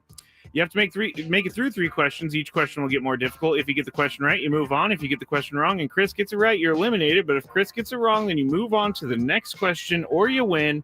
If you're a first-time player, let us know before you get into it, and you'll get that question for free today. Chris already told us the prize. We've already given the rules. Let's get to our first contestant of the day, which will be... Why is this not? Come on. feel like this only happens during our show, Chris. It does. All right. And it happens during Chris vs. the Fans, unfortunately. You went to the caller and they're not there? Yeah, I'm going to Or try you can't this pick one. up the I'm going call? to try this one. Christian, are you there? Hey, how's it going? Thank Hello, you. Christian. Thank you, Christian. Christian's good. All right. He's ready I'm to here. roll. All right, here we go, Christian. Question number 1. What bobblehead was given out by the Padres last Monday? I think I've already Jackson Merrill. I got one. You got one. I did. Oh, yeah, you went. I went to the game. Yeah, I couldn't get the one here because you stole it. Well, I Remember that? Reserved it, not stole. I wonder who stole it. Seemed like a steal to me. Reserved it. Question number 2. What team did Elias? I don't know how it's pronounced. Elias. It's not Elias. It's Elias. I'm just going to say. All right. What team did Elias Diaz start his career with? Shoot. That's a tough one. Was it the Texans? Or not the Texans, I'm sorry, the Rangers? Goes with The the Rangers. Rangers. Stay there. He was a Pirate before he went to the Rockies. Oh, my gosh. I'm sorry about that, I Christian. play National League only fantasy baseball, so you know I know a lot of those. I had things. no Yeah, idea. I probably picked him up as a backup, 1 year. I had no idea that you knew that one. Yeah, sorry. Well, All I right. wasn't. I thought he did. He could have snuck in before the Pirates, but I didn't think so. All right, let's go to Casey in Temecula. Casey, Hey, hello. Casey. Oh, hello. Hey, Hello. welcome to it. You ready to play? Whoa. Yeah, I'm a first-time player. First time player. I love it. Player. Good luck, Casey. Here we go, Casey. Question number Thank you. 2. What? That's not a word. Which? What? Sorry, I got to start. It's a combination of what and which. Yes, I just created that Yeah. word. What? Which MLB team is featured on the Netflix show about Major League Baseball? I want to guess Dodgers because everything's about Dodgers now. But I'll go with Red Sox. Red Sox. All right. Oh, That he was got an it. incredible guess, Casey. Way to go, Casey. All right. First time, what do you call it? Beginner's luck. or Beginner's whatever. luck, Yeah. yes. Good job. But I do like the answer about the Dodgers because, yes, Oh, of I know. course, Everything's of course. about the All right, Or maybe Casey. that was Ben and Woods. I don't know. What's that? Say that again, Casey? I think Ben and Woods might have talked about it Oh, earlier. they probably okay, did, that yeah. might have. All right. Well, Hey. either way, it doesn't matter how you know. You just listen as long to as the you know. station, That's right. you get answers like that. Here we Yes. go. Yeah. Final you know, question. you're good for the win. Coming into today, which team leads baseball in team batting average? Oh, you're gonna be mad, Scrape. How would you know this?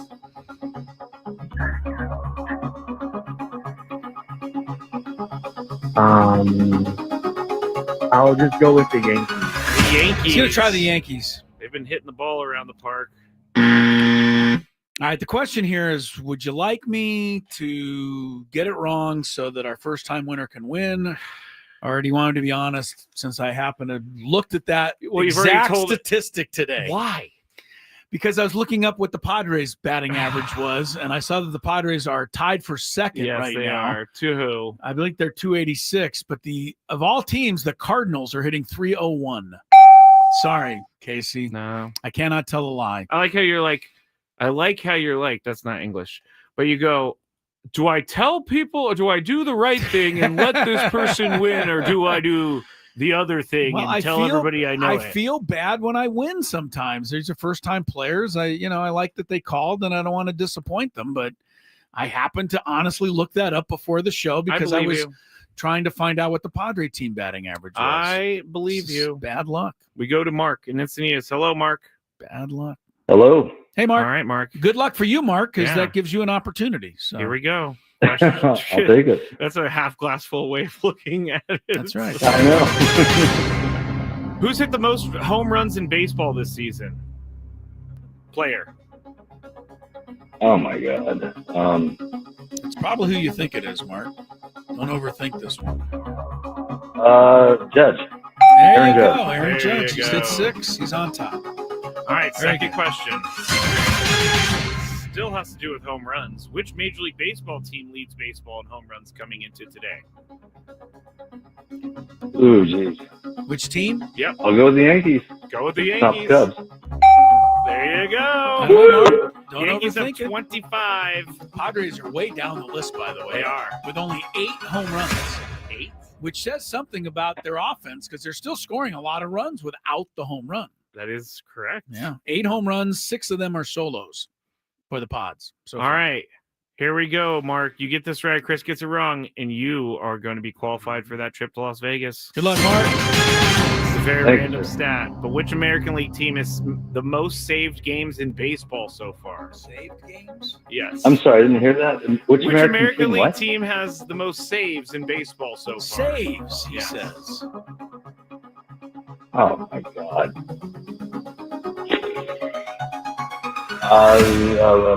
I'll say, I have no idea. Boston. Boston. Could be. You should have just gone with the Yankees for clean sweep. Well, they're 8-2, so I'm gonna guess the Rangers. I don't know. Sorry. I mean, Mark, good job, Mark. The problem with saves is it ties directly to victories. So I figured the team with the most victories would have the most saves. Sorry, Mark. All right, do a tiebreaker. We got a minute. Let's All get right, the we're tiebreaker. going Diaz. Elias Diaz, our tiebreaker. Okay, tiebreaker. Yes. Tiebreaker. I need to get back to this. All right, let's go to Jason. Hello, Jason. Can you hear me? Yep, I can hear you. All right, you're going to be playing the tiebreaker. Here's how it goes. You just stay right there. I'm going to ask Chris for an answer. He's going to give me a number, and then Jason's going to guess whether the actual number is higher or lower than what Chris said. We're doing Elias Diaz. I am going to butcher his name. It's not Elias. I know that. I'm looking at the pronunciation on Baseball Reference right now. But Jesse Agler says something different, and I can't remember what he says. Right here, Elias. But don't you think Jesse... with the focus on the Lee, Elias. Elias. No, Elias, 2 E's. Elias. All right. I'm just saying that's what it says. Go ahead. How many home runs has he hit in his career? He's Elias or Elias. He's hit 50. 50 home runs. Jason, is the actual answer higher or lower? Lower. Lower. Elias. 62. Elias coming through. 62. Boy, Elias. Good for you. All right, let's go to our next contestant, Ulysses. Hello, Ulysses. Oh, wow. Ulysses is trying to guess Elias. There's a lot of stuff there. Stay right there. Chris, how many doubles has he had in his career? We didn't say how many years he's played, so that's always a little all right. help. Well, he's appeared in 1, 2, 3, 4, 5, 6, 10, 11 seasons. 11 seasons, about 10 per year. So what's that? 110. 110. 11 times Ulysses, is the actual answer higher or lower than 110? Let's say lower. Lower. Hey, man, Elias is better than you guys think.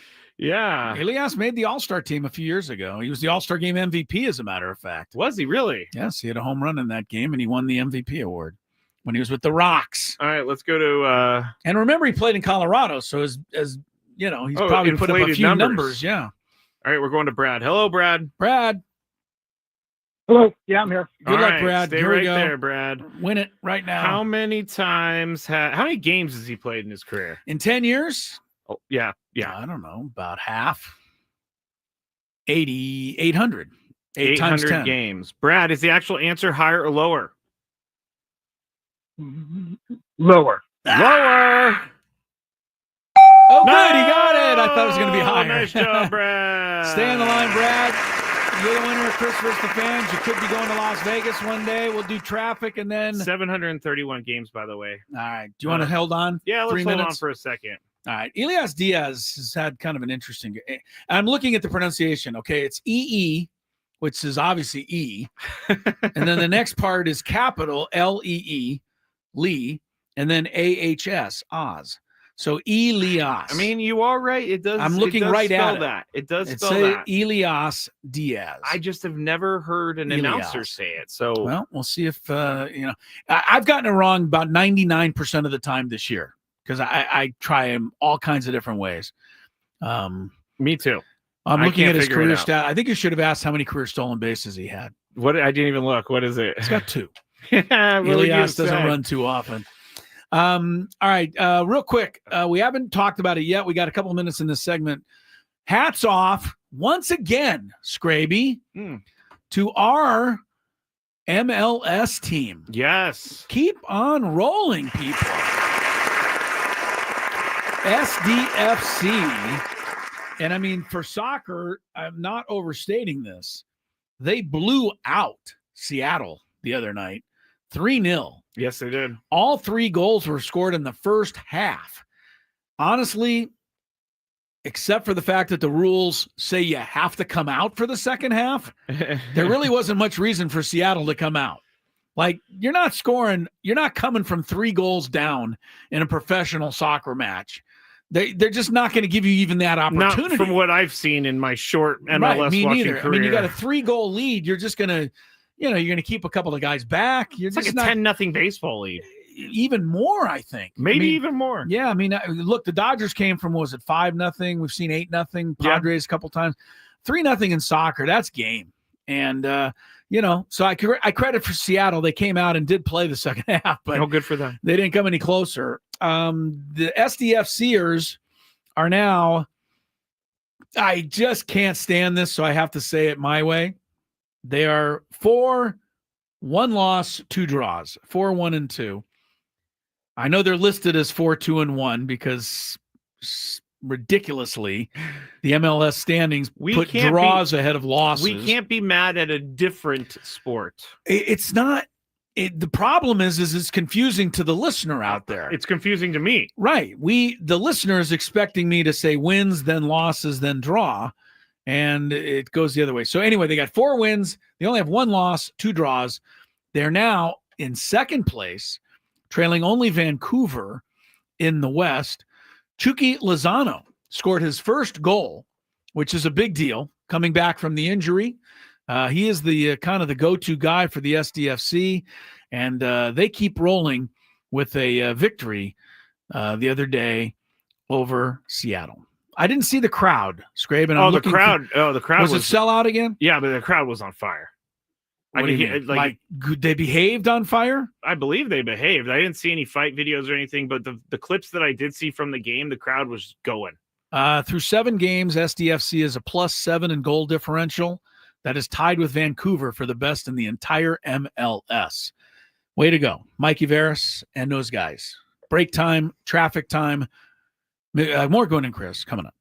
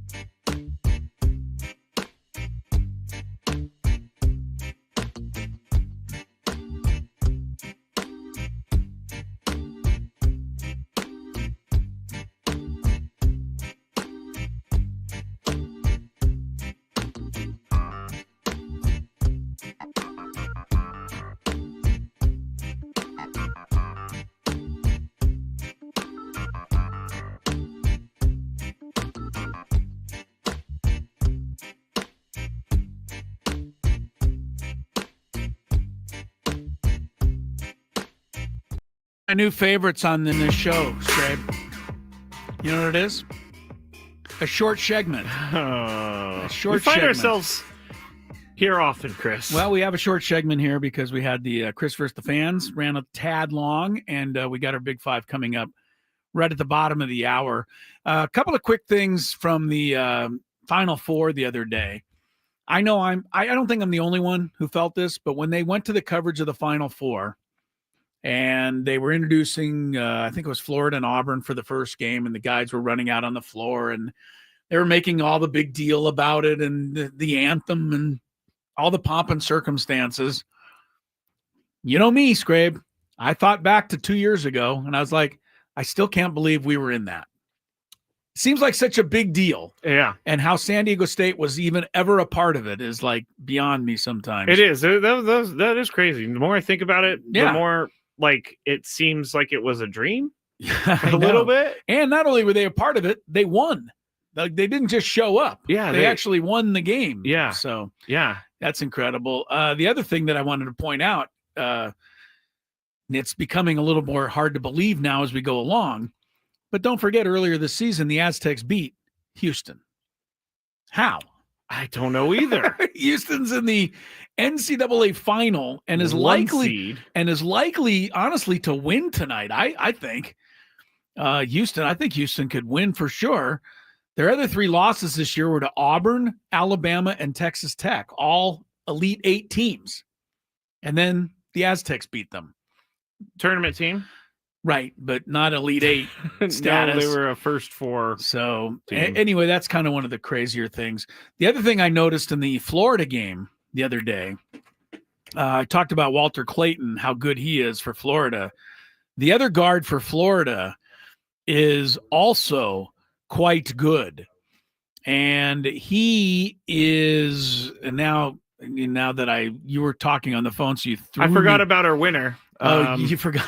So I forgot to get our winner. winner Called back. Thankfully, I completely forgot. Sorry about that. That's my fault. No, it happens. It can happen. Yeah, we got to get to break. But the other kid for Florida, the other guard, and I can't find his name fast enough now. So, but he played for Florida Atlantic against the Aztecs 2 years ago. He was in that Atlantic game. Aztecs matchup had some talent in it. It keeps coming back, doesn't it? The kid's name for Florida, watch him tonight. He's really good. Elijah Martin. Ah, yes. He is great. And he played against the Aztecs 2 years ago. So anyway, a couple of Final Four notes. Our Big Five is next. Ben and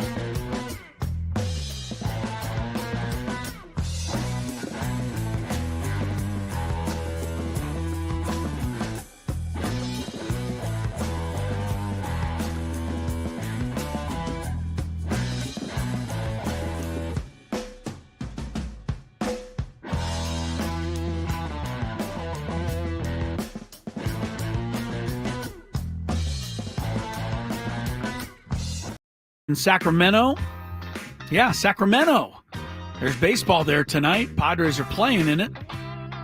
Sutter Health Park, minor league facility.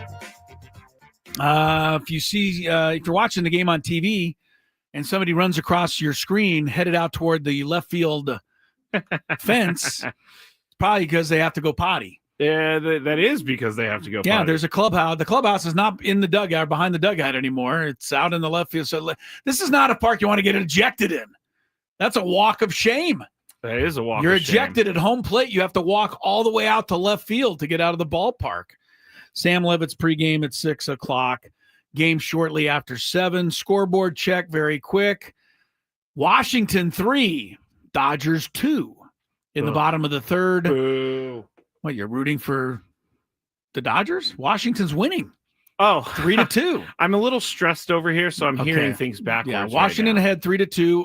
The 2 runs for the Dodgers, though. Ohtani, 4th of the year, 2-run shot. All right, we checking traffic or going right to today's Big Five? Scrape? You call it. We're going, oh my gosh. I am panicked over here, Chris. I don't like to hear that. Take a deep breath. It's so all is well. For pulling back the curtain, we now record some of our segments, video wise. I have to put the video together and export it. I thought it was exporting over here this entire time, or loading to the internet, and it has just been spinning. So audio only and no traffic. This is disappointing. It's that time of the show when we check on the latest in sports. Only the most important topics and questions are brought to light. Stop what you're doing and listen. These news stories will astound and amaze you. The one, the only. Oh my God, who the hell cares? The Big Five starts now on 97.3 The Fan. All right, we got a ton of stuff to talk about in the Big Five. We're going to talk about Travis Hunter. We're going to talk about Vladimir Guerrero Jr., but we're going to start with something that Mike Schilt has coined, and I absolutely love it. Number 5. Grit Squad is what he's calling his team. And in 2023, Kevin Acey put this in his newsletter this morning. In 2023, all of us were trying to find the answer to the question about why the Padres could not win close games. Last year, they flipped the script, and it's been an entirely new team. In 2023, they came back to win 27 times. Last year, 38 times. And through 10 games this season, 3 times already. So, Chris, is it as easy as Mike Schilt being responsible for this turnaround? His microphone always goes wild. It's really funny to me. This microphone has a mind of its own. It does all the time. I must say, people finally get to see it too. It's a very gritty microphone. It's a Grit Squad microphone. Yeah, I guess so. Okay. I think Mike Schilt has something to do with it. I mean, I think you have to put the thought in everybody's head. It has to start somewhere. And I think that's a good place to start. You know, we're going to find a way to grind out these close games. Fernando said, after the game yesterday, it was a tough day. We had to find a way. We had to get out of town with a win. We had to figure it out. So, I think there is something to it. The statistics certainly back it up. I mean, along with the numbers you gave, they've had 33 wins in the last year and a half or year plus when trailing in the 7th inning or later. Now, that means you're getting wins against people's closing, relievers. So, I mean, that's really something. That's special. This year, they have 8 wins. 4 of them are in games that are either tied or they're trailing in the 7th inning or later. So, yeah, the stats are backing it up. But I think Mike Schilt, put it in the minds of everybody, and I think everybody's run with it. All right, Tony, would you say, is it as easy as to say Mike Schilt's responsible for this turnaround? I would say it's as easy, but he's certainly a big reason why it's turned around. I mean, it's all the things that go into a team that can come back and win, right? I mean, it's an attention to the details, right? I mean, yes, it is his message and the things that he thinks makes for a good team and for give you your best chance. But, it's then Victor Rodriguez then focusing in on situational hitting and forcing those guys to be aware of those situations and what to do in those situations, and practicing those things. And so, yeah, I think it's not as easy as to say it's just Mike Schilt, but it's his way he sees the game and the way what he views as important are the things that you have to do that help you win or come back and win those type of games. And so, yeah, he's a big reason why. There's one more reason why they come back and win a lot of games. They have one of the best bullpens in baseball. And that means the other team is normally not scoring after the 6th or 7th inning, which gives them a chance to come back and win all these games.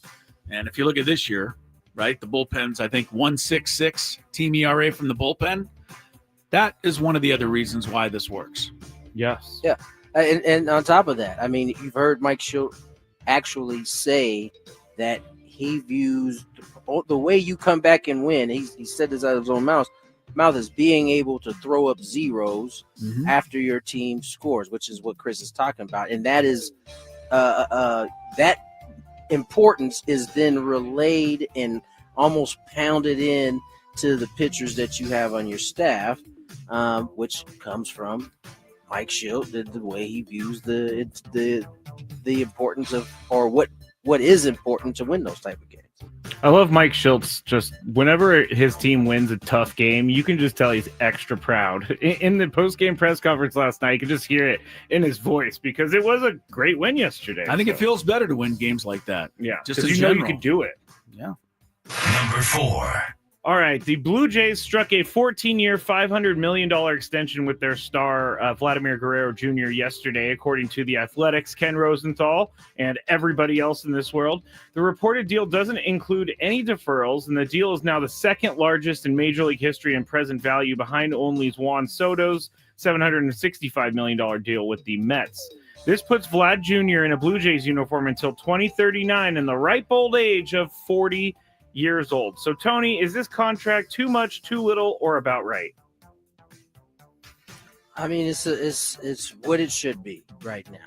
I just point this out, right? Because there's this narrative, that these contracts are all bad.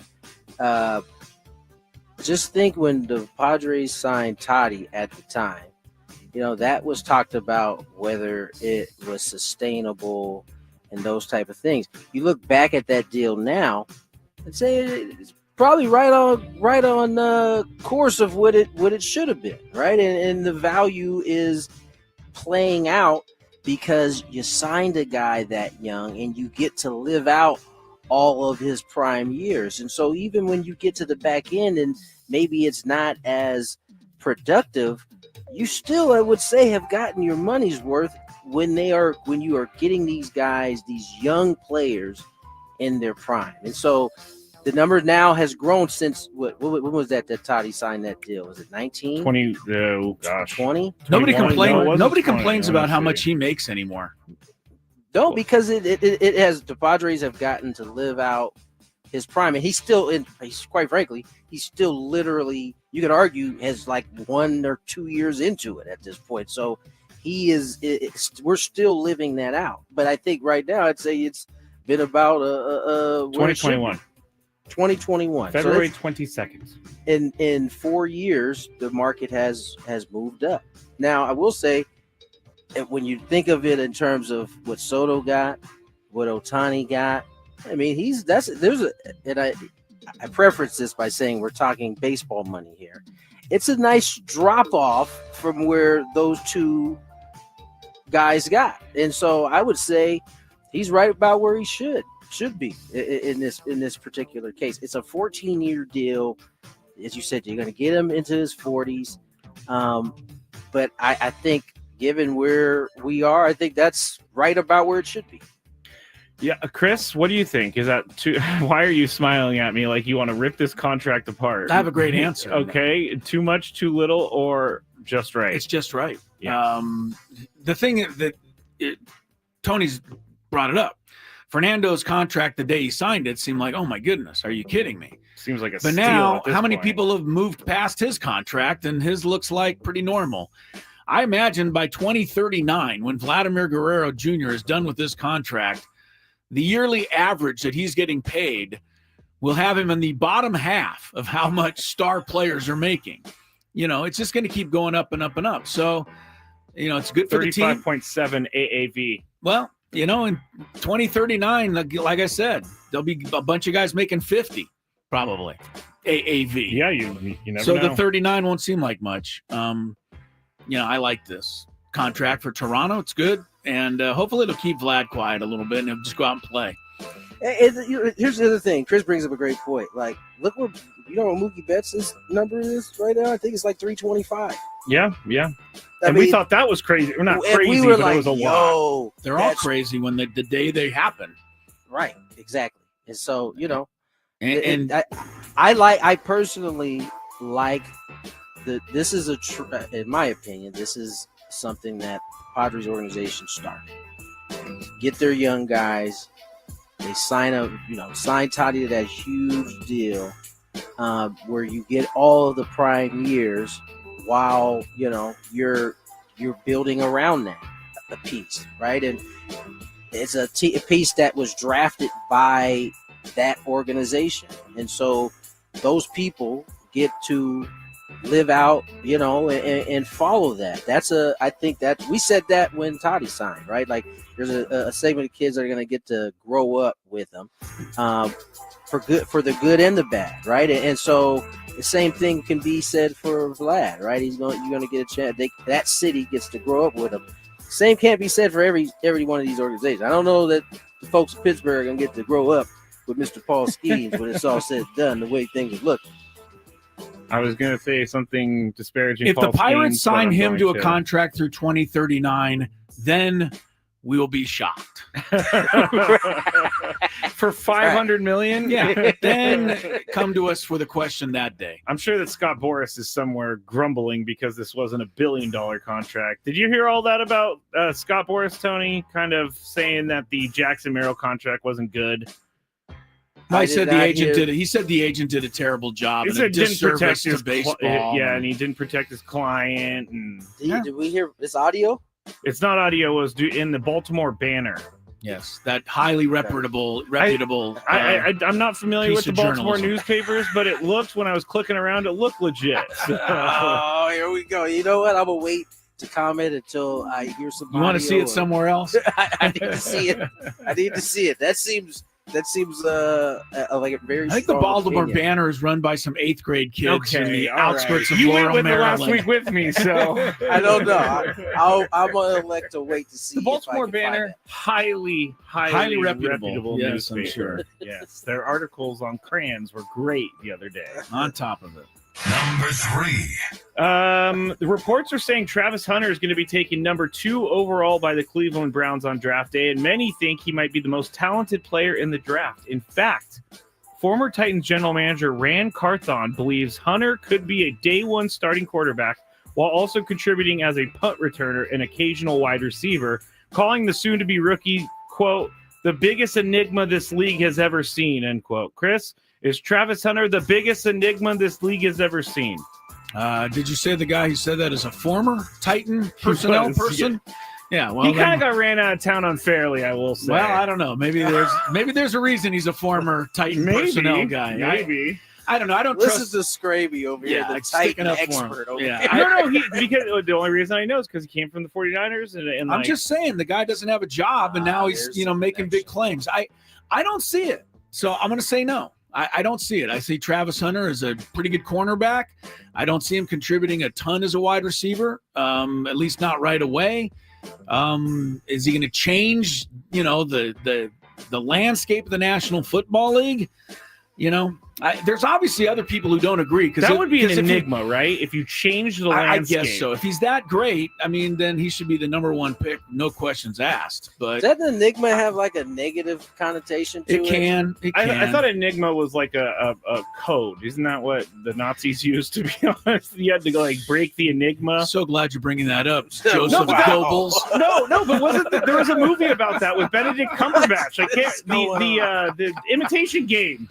Fabulous movie. I don't know what it's doing in this conversation. No, Travis Hunter. Enigma was a part of it. All right. Well, I don't think Travis. I'm gonna bet no. I'm gonna bet that Travis Hunter does not change the face of the National Football League. I think this is an reaction. Okay, Enigma Dictionary: a person or thing that is mysterious, puzzling, or difficult to understand. There you go. So I think that I don't know that he's difficult to understand. right. He's puzzling. If he returns punts and he's a cornerback, Deion Sanders did the same thing. This isn't like he'd be the only guy in the history of the league ever to come in and do this. And I don't think he's going to be a Deion. I don't. Okay, Tony, is Travis Hunter the biggest enigma this league has ever seen? He's not even close. Ever seen. That's really high praise. That was a quote. Too. I know. That is from a guy that doesn't have a job for a reason. Okay, you've already made that clear. Not even close to the biggest enigma. I mean, I could argue Cordell Stewart was a bigger enigma in the league when he came in because they didn't know what to do with him at first. So, I think my guess is he's gonna be a cornerback that will occasionally get some splash. They'll try to use him on offense for decoy or to make a big play.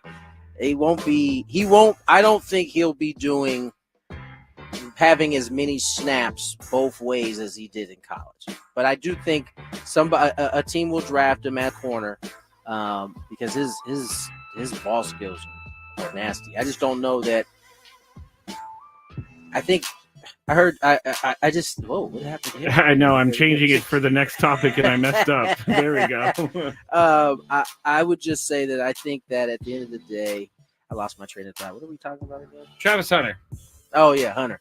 I just think I think he's going to be a great corner in the NFL. I just don't know that he is going to have to be able to put the time in it required to be a great wide receiver. I wonder if he'll learn from Deion how to get out of the way of 350-pound pulling guards on sweeps because he's 6'1", 185 pounds, soaking wet. Yeah. So this is another aspect of Travis Hunter. He's not a physically imposing, athlete, at least not for the NFL level either. So he better be quick and he better be shifty and he better have great skills because he's not going to do it with size.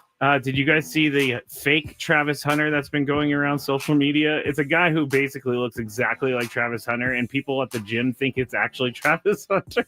It's really funny, but fake Travis Hunter. Google that. Number 2. All right, so we talked about Jackson Merrill beating out the throw to second base last week against the Guardians. Well, a Durham Bulls player said, "Not so fast." Here's what happened over the weekend. Late in the season, the team gets hot. Next thing you know, first Price only out is at first base. And he tries to beat Simpson, and he doesn't. Chandler Simpson. So Chandler Simpson has some base running, skills after he was able to get the first base on a routine ground ball to the first baseman. Now, that was anyway. We got you. Okay, thank you very much. Move on. I'm trying to run 7 different things at a time, so bear with me. Tony's up first. Is this a case of elite speed or lazy defense? No, this is elite speed. Chandler elite speed, okay.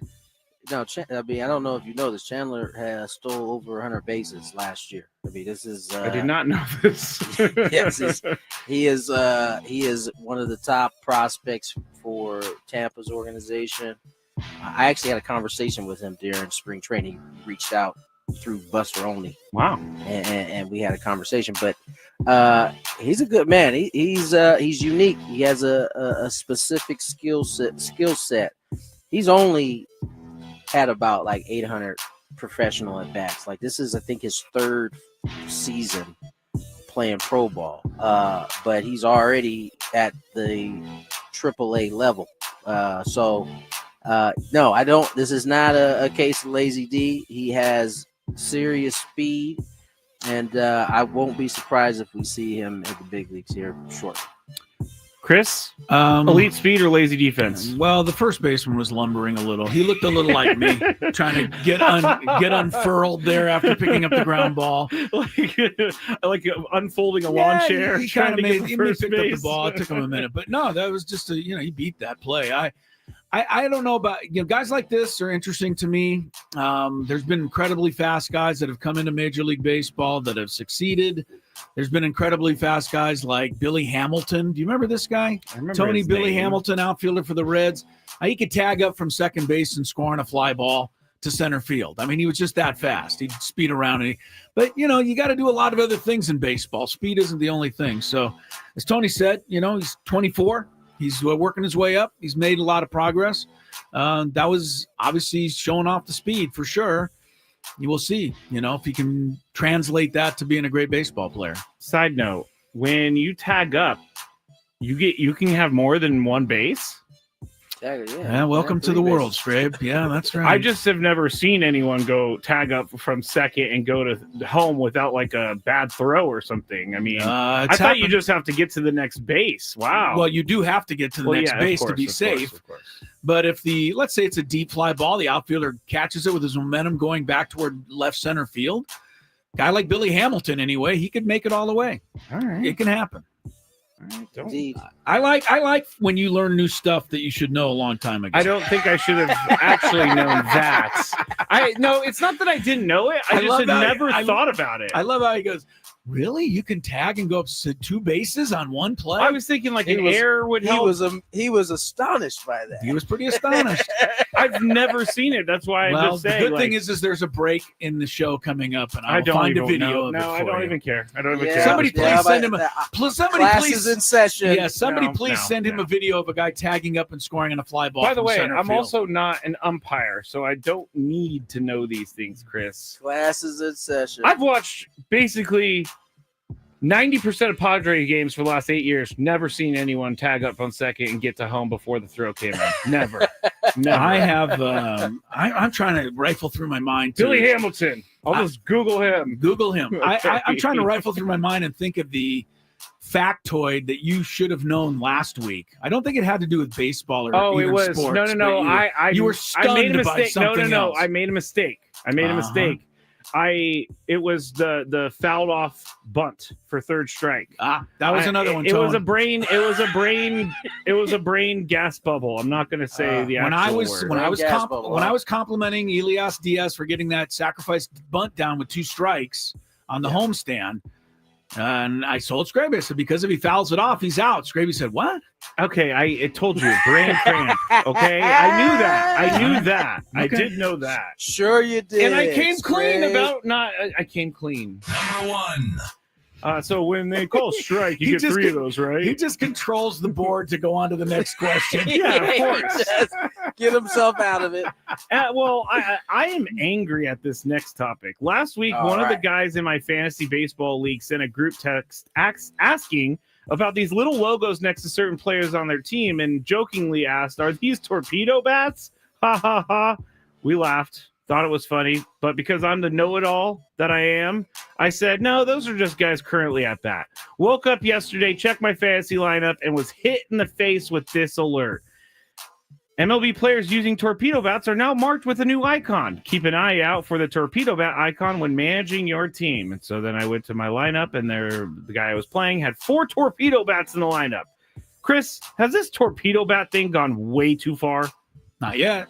What's next? I don't know. I mean, this is going to go away. This is going to go away. I mean, we've never had Yahoo Sports add a torpedo bat logo. Because they didn't know. They didn't know when we were using different bats. So they're basically they know. They're putting an icon next to players that use the torpedo bat now, so that you know this. It looks like a fat bat, really. Okay. And what difference does it make? Like, how does it affect the game? I don't know. I saw some guy hitting in the cages one the other day, Chris, and he said his sweet spot was way bigger. Well, I guess. Wait. In what cages?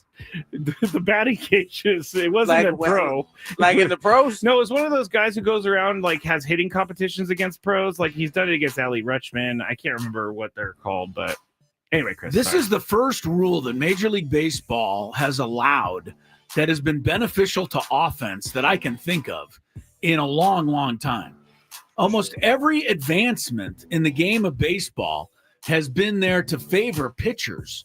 In terms of, you talk about what is the Padres have the school in Point Loma where these guys the pitching go. lab. The pitching lab. Yeah, biomechanics, all of the angles, all of the pressure points, everything.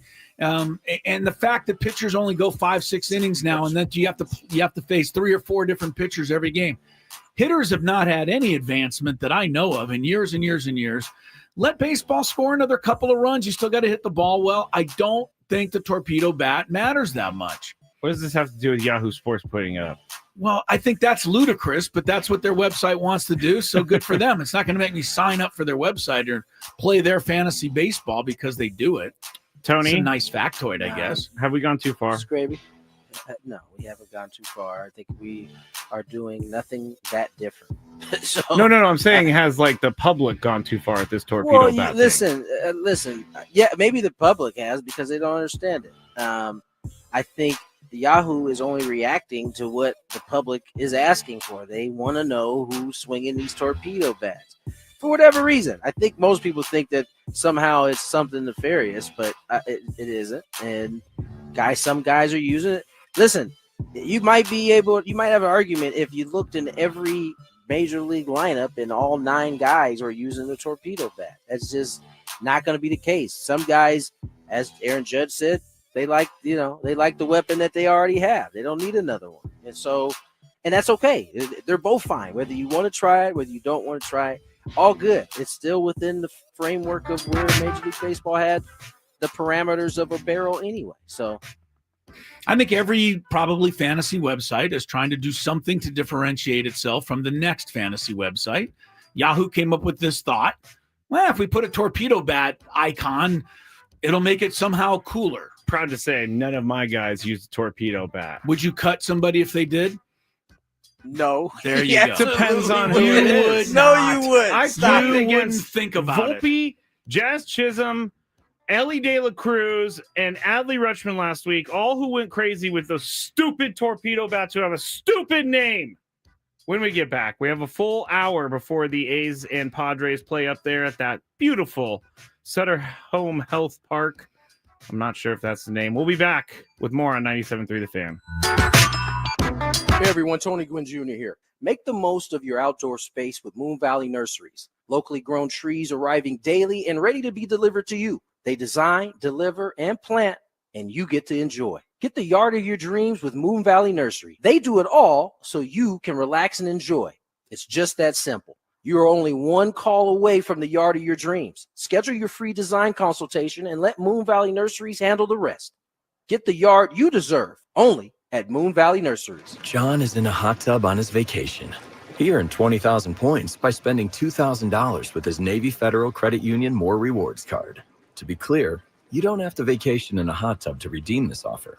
But John did, because the bubbles make him happy. Right now, you can earn 20,000 points when you spend $2,000 in the first 90 days. Offer ends January 1st, 2026. Navy Federal Credit Union. Our members are the mission. Navy Federal is insured by NCUA. Visit NavyFederal.org for details. Well, good morning, kiddo. I love that you're home from college. I've missed you. Still taking your nature-made vitamins? Every day. A multivitamin and a probiotic. You better be taking yours. Still looking out for me, Mom.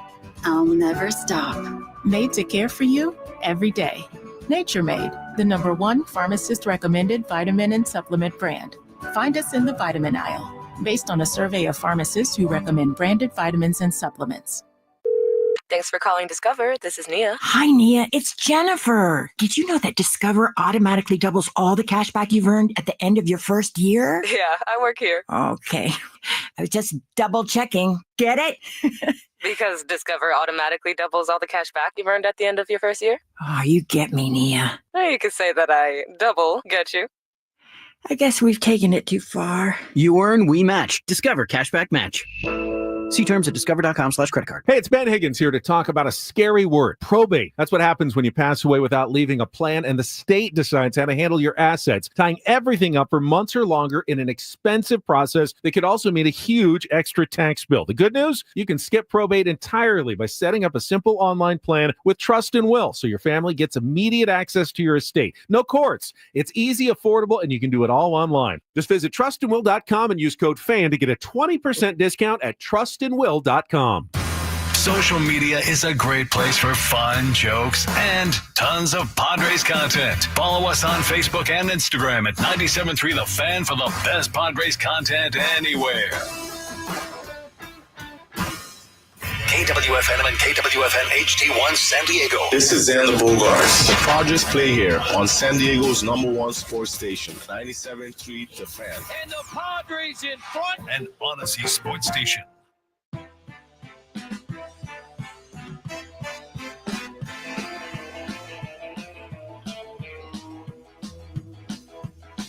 Welcome back, Gwynn and Chris. 97.3 The Fan. Guess what, Scrape? What? It's the happy hour. Oh, and you're going to be looking for something. I can't find it.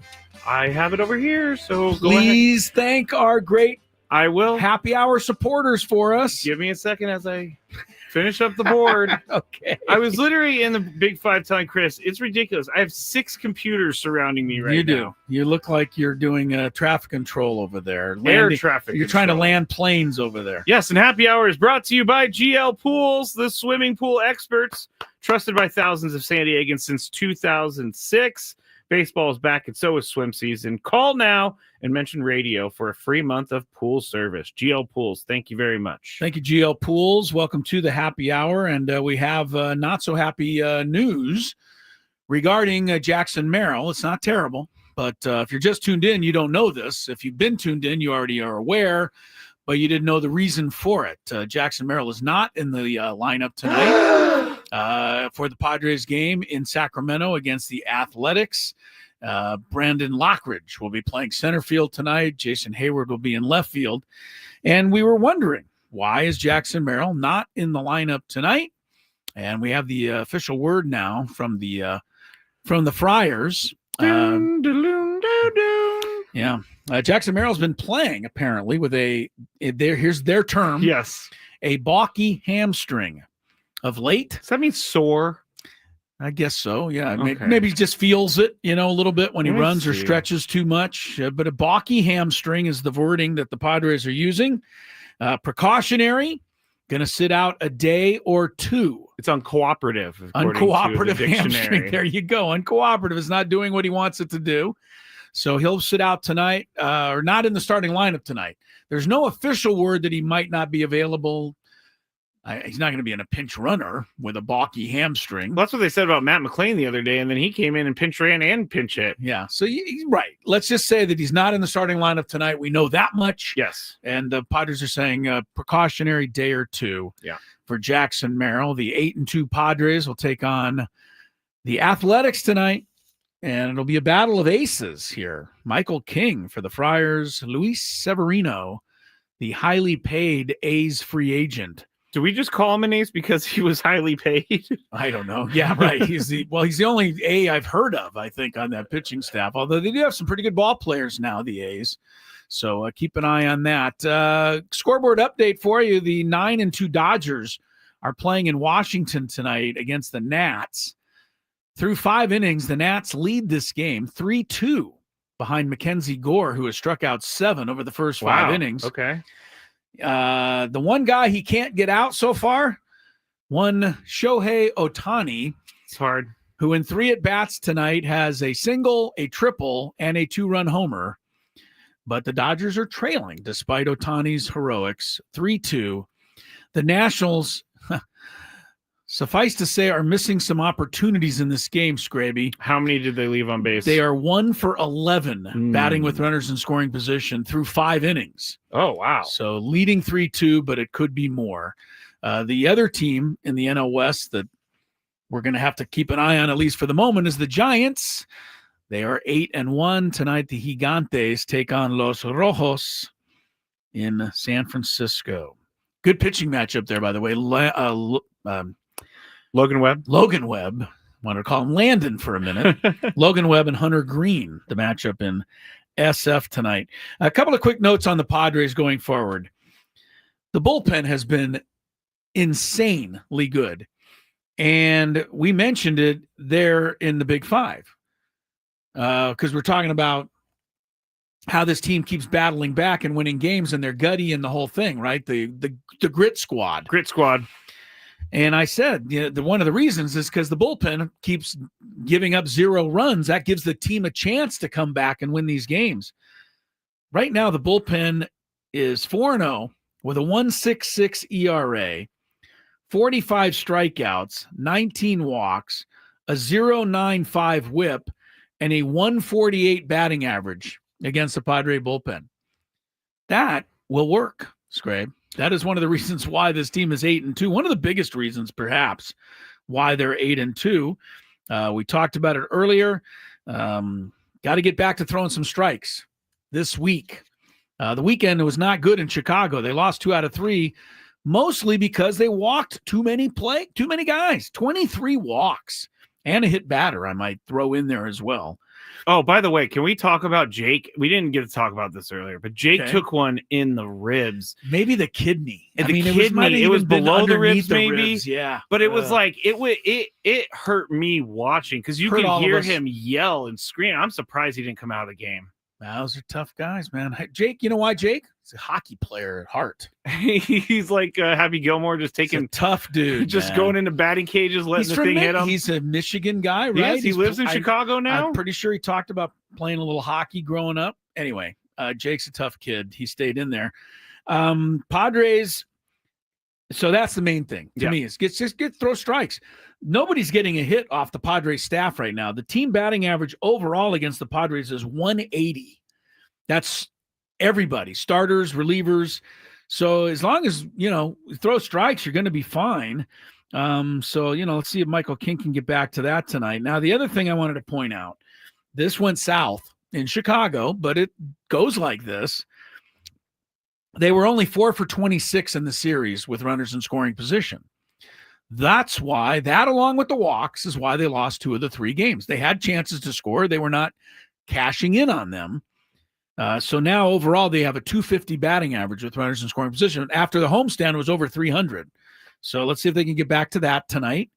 And they need that because they're not scoring with the home run. They've only hit 8 home runs. That's one of the lowest totals in baseball already. The Yankees, what'd you say? They have 23, 24? 25. Yeah, 25. Dodgers have 23. Right. So the Padres are not hitting the home run. They got to get those clutch RBI hits. So a couple of things to keep an eye on tonight. The national championship, Florida and Houston, they tip off in about 45 minutes down in San Antonio. And we congratulate the SDFs. I know. The SDFC on a nice win over Saturday night over Seattle, 3-0. Congrats to UConn winning the women's title in dominant fashion. And finally, congrats to Alexander Ovechkin becoming the NHL's all-time leading goal scorer over the weekend. We got a Scraby segment coming up next. Beyond that is a sports court for you. Surprising little sports court to wrap up the show today. So we have some fun there. As a matter of fact, it gets a little uneasy at the end. You're not going to want to miss. You will not want to miss the end of this, or the whole sports court, but the whole sports court. The ending is going to be, you're going to be talking about it for days. I'm just telling you out there. I know we will. Yeah. So don't miss that. It's all still ahead as Gwynn and Chris resumes shortly. When divorce.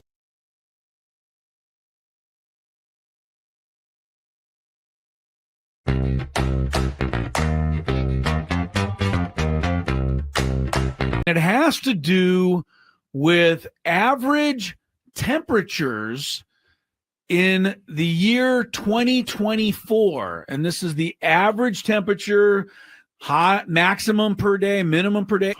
It is going to be your job today to find the 25 states whose average temperature is under 55 degrees. California's at 60. You're looking for anything under 55. I'm not going to let you go first. I'm going to give Tony first. Let's start with Montana. That is correct. Montana. Montana is the 4th coldest state in the U.S., 44.5 degrees average temperature. All right, Scraby, that leaves a really obvious one for you. I gave Tony first. But he didn't take it. So you can. I don't know that these are that obvious to any of us. All right, Chris. Well, I think one is obvious. Alaska, I think. Thought Alaska was pretty obvious. 27.8 degrees average temperature in Alaska. 16 degrees colder than any other state. Tony's up. Washington, the state. State of Washington is on the list at 48.4. So Tony takes a 2-1 lead. Scraby, give me a cold state. Maine. Tony, you're up 2-2. How about Idaho? Idaho's pretty cold. Cold enough at 45.5, 7th coldest in the U.S. Well, it's my favorite state to say. Minnesota. Yeah, that was kind of obvious. Same as Idaho. Minnesota, 45.5, Tony. How about North Dakota? North Dakota, there North you Dakota. go. You found it, number 2, 43.7 there. I'll take the lesser known Dakota. The South Dakota. I think it's the more known Dakota. Yeah, I would think it's more. Tony, you are up in a 4-4 tie with no strikes yet. How about Oregon? Oregon, believe it or not, Oregon's cold enough to make the list. Tony's 5, Scraby's 4.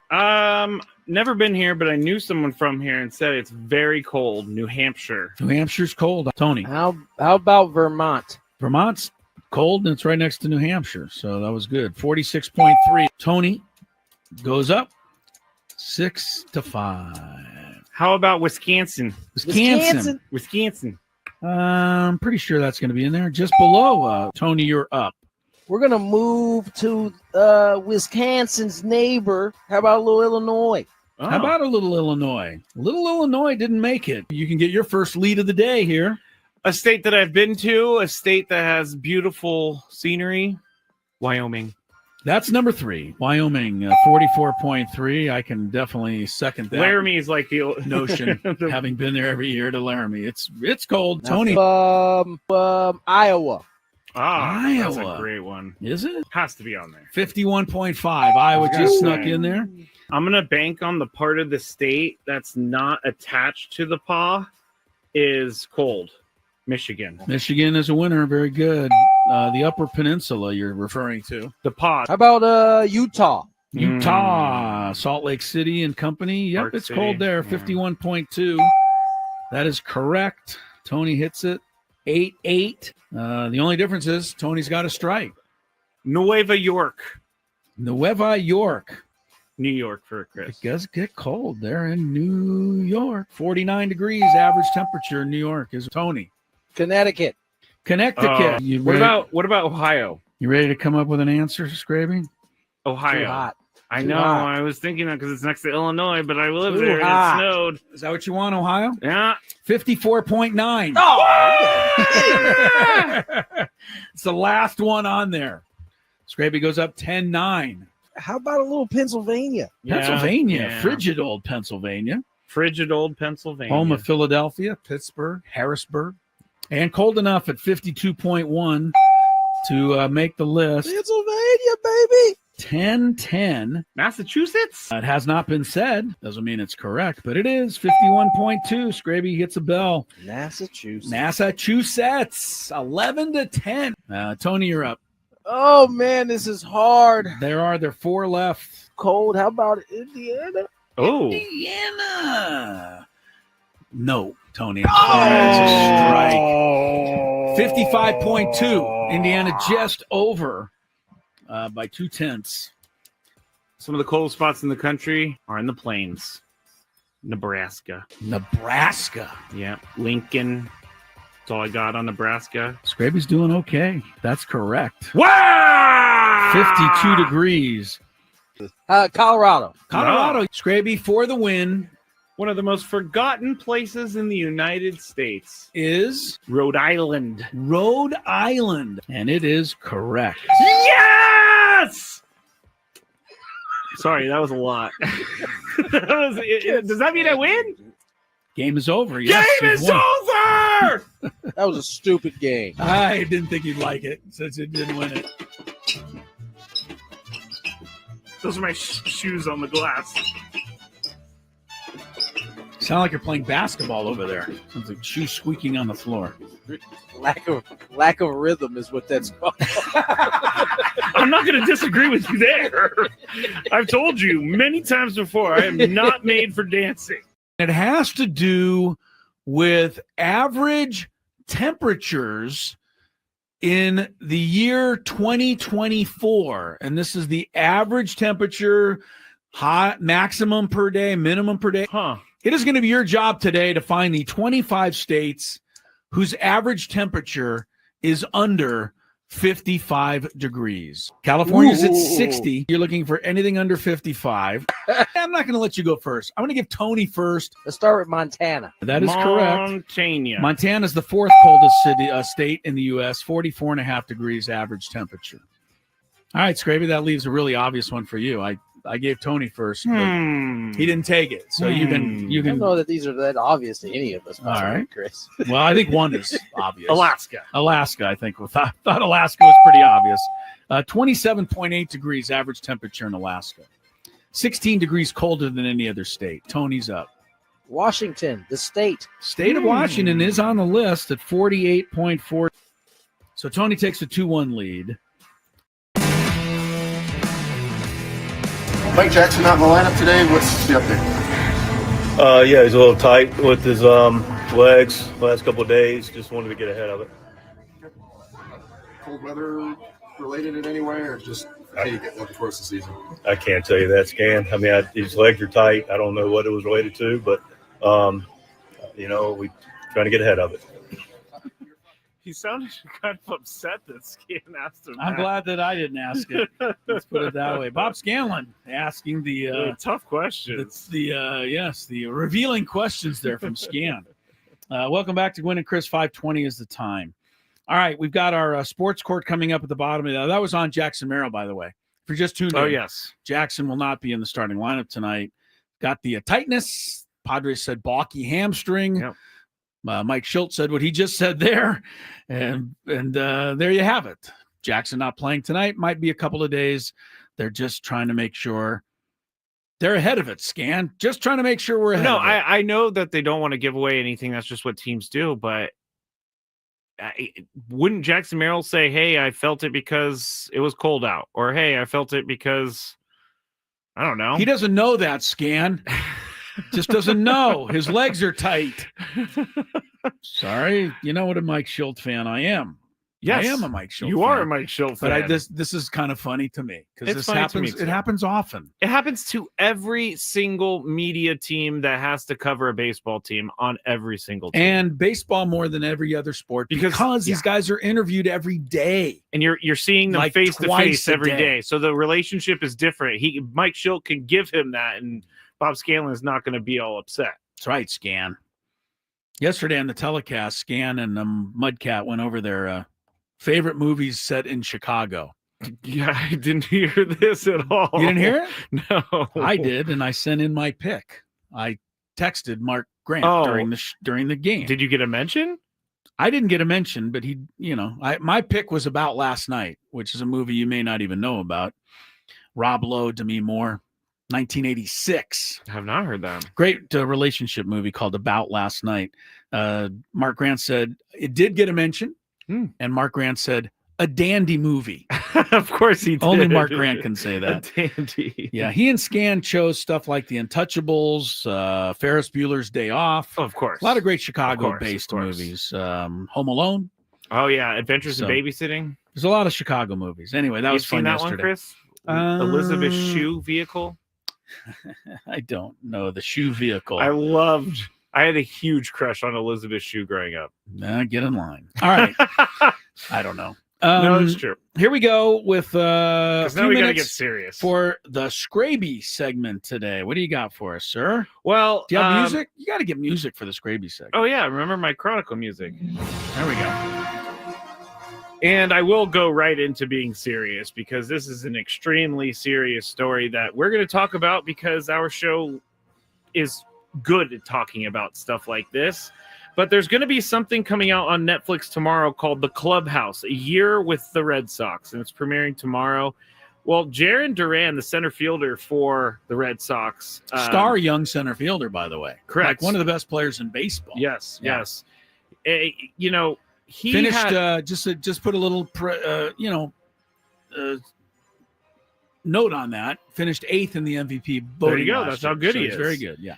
Well, he revealed something during this that I think is incredibly brave to reveal. And also, when I read this morning, it sent a chill down my spine because this is what he said to reporters today, talking about the show and talking about his mental health struggles.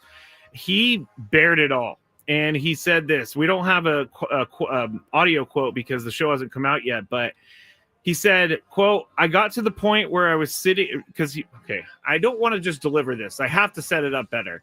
Jaren Duran has had mental health issues to the point where he has considered suicide. And he was talking about that sort of mentality that he had. So he said, quote, and this is in the show tomorrow night.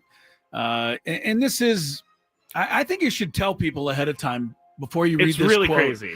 Well, it's a little difficult to handle. I mean, if you have young kids in honestly in the car, this might not be something you want to have them be part of. No, or I'm just being honest. about it. You're being truthful about it, and it's a good conversation to have. But here's what he said: "Quote: I got to the point where I was sitting in my room. I had my rifle and I had a bullet, and I pulled the trigger, and the gun clicked, but nothing happened. To this day, I think God just didn't let me take my own life because I seriously don't know why it didn't go off. But I took it as a sign of like, all right, I might have to be here for a reason.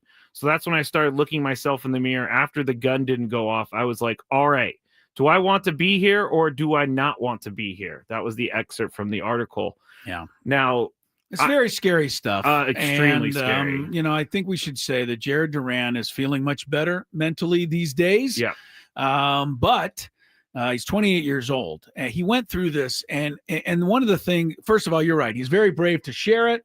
And that's why we're sharing it, even though it's difficult. I like when athletes come out and do this kind of thing because there are other people out there that are in similar mental states. Yeah. And it believe me, it works when those people understand that they are not alone in this. Yeah. These kinds of thoughts can even be had by a superstar young Major League Baseball player. This was in 2022. He said that the reason for this all happening, Scraby, was because he didn't feel he was meeting his own expectations as a ball player, and he was disappointing other people.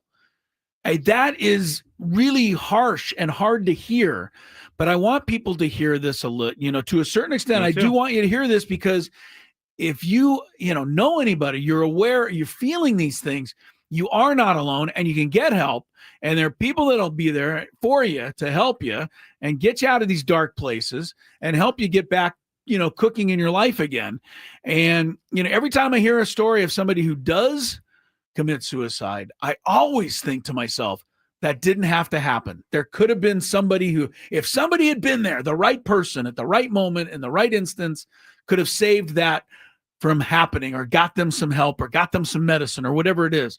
So you're right. This is why we're talking about it. Mm-hmm. And this is a young superstar baseball player who didn't think he was good enough. Yeah.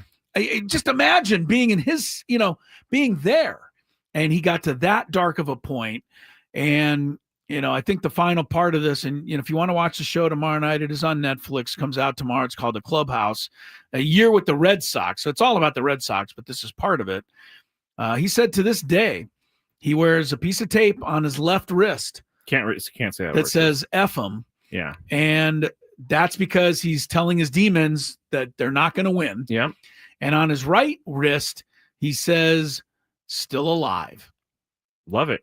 He keeps both of those on the tape on his hand or wrists every game. When I first stopped drinking, or when I was trying to stop drinking, I put up a bunch of notes in my bathroom on the wind or the mirror so that I would see them every morning and remind myself why I'm trying to stop drinking. And my friends walked in there one day and I forgot to take down all my notes because I was very embarrassed by the notes. And so they come out of the bathroom and they were like, I love that. I love what you're doing in there. And so what I'm saying is Jaren Duran's answer of doing it with things written on his wrist, I think that's great. Whatever works for you. Mm-hmm. I've told this story before. And if you're thinking, well, poor him, woe is him, don't think that way, because I, at a point in my life, did tell my family that I wanted to take my life. And this is not anything new. Now, again, I don't know if I was serious about it. I don't know if I would have ever gone through with it, but I was clearly calling out for attention, and I'm glad that I didn't do anything. But it happens to everyone, including myself. I got to a point where I didn't want to be here anymore. I don't know that happens to everybody, Scraby, well, but if it's happening to you or somebody you know, or you believe it's happening to somebody you know, yes, make sure you intervene. That part doesn't happen to everyone, but the feeling of depression and feeling like you're not good enough, that definitely does happen to everyone. Pretty normal. If it's happening to a 28-year-old superstar in the major leagues, it could happen to you or somebody you know. That's why we're sharing it, and good on him for sharing it. It's a bit of a harsh story to pass along. I mean, I don't even know. But if look, Scraby, if you and I talking about this for 5 minutes helped one person out there that didn't think about it, or help somebody tell somebody that helps them, then it was way worth it. Yeah, So, I wanted to do this gravy segment on this because it's very important to me, and it's very important to a lot of people that I know. And I think the strongest people in this world are the ones that fight through the lowest moments of their life. And I encourage people, whenever they tell me, I paid for my ticket, I can heckle them all I want. If you're having fun heckling and it's good-natured fun, fine. But think about some of those mean things you're saying, and maybe that person's internalizing them and taking them home and then doing what Jaren Duran did. Red Sox president, CEO Sam Kennedy adding, by opening up, he's showing others who may be struggling that they're not alone and that asking for help isn't just okay, it's essential. It is essential. Very good, Scrabe. Good Scraby segment today. Thank you. Probably back to crazy hijinks tomorrow. Yes. In the meantime, we've got a sports court headed your way next on Gwynn and Chris. Hi. What are we doing, guys? I'm going to see the museum for the first time ever. It's going to be sweet. See my dad's plaque. See where Trevor's plaque is going to be. It's going to be pretty dope. Chris, I'm going to go to the Hall of Fame for the second time because I went earlier today, but I'm going in to see Tony go into the Hall of Fame. So all the way straight and back left. Straight back left. Straight on that back wall. This one? Yeah. How you feeling, Tony? I don't know how I'm feeling right now, honestly. Excited? I'm definitely excited. Hello, Eric. How you doing? Pretty good.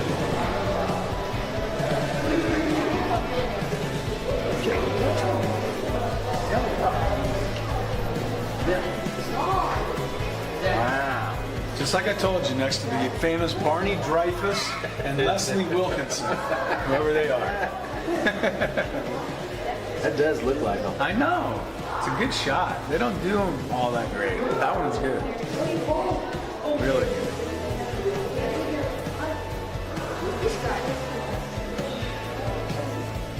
I missed a year.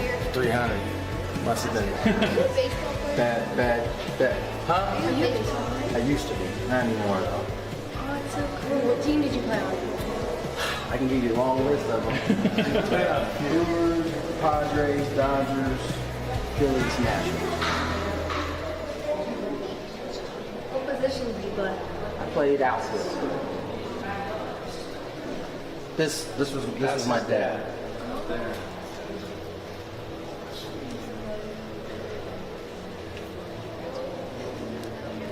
Oh, there's Dick Williams, Goose.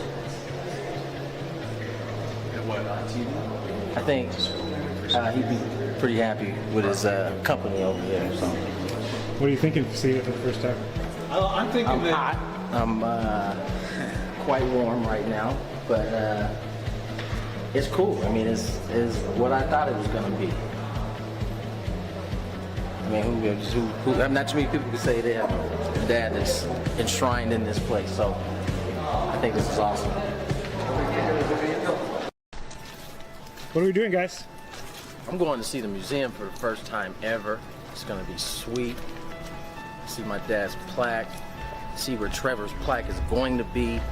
It's going to be pretty dope. Chris, I'm going to go to the Hall of Fame for the second time because I went earlier today, but I'm going in to see Tony go into the Hall of Fame. So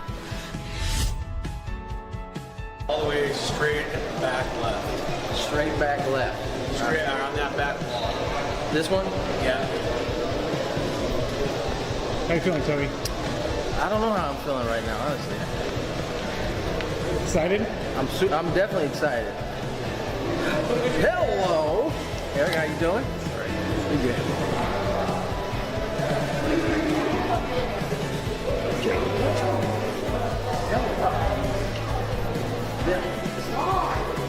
Wow. Just like I told you, next to the famous Barney Dreyfuss and Leslie Wilkinson, whoever they are. That does look like them. I know. It's a good shot. They don't do them all that great. That one's good. Really good.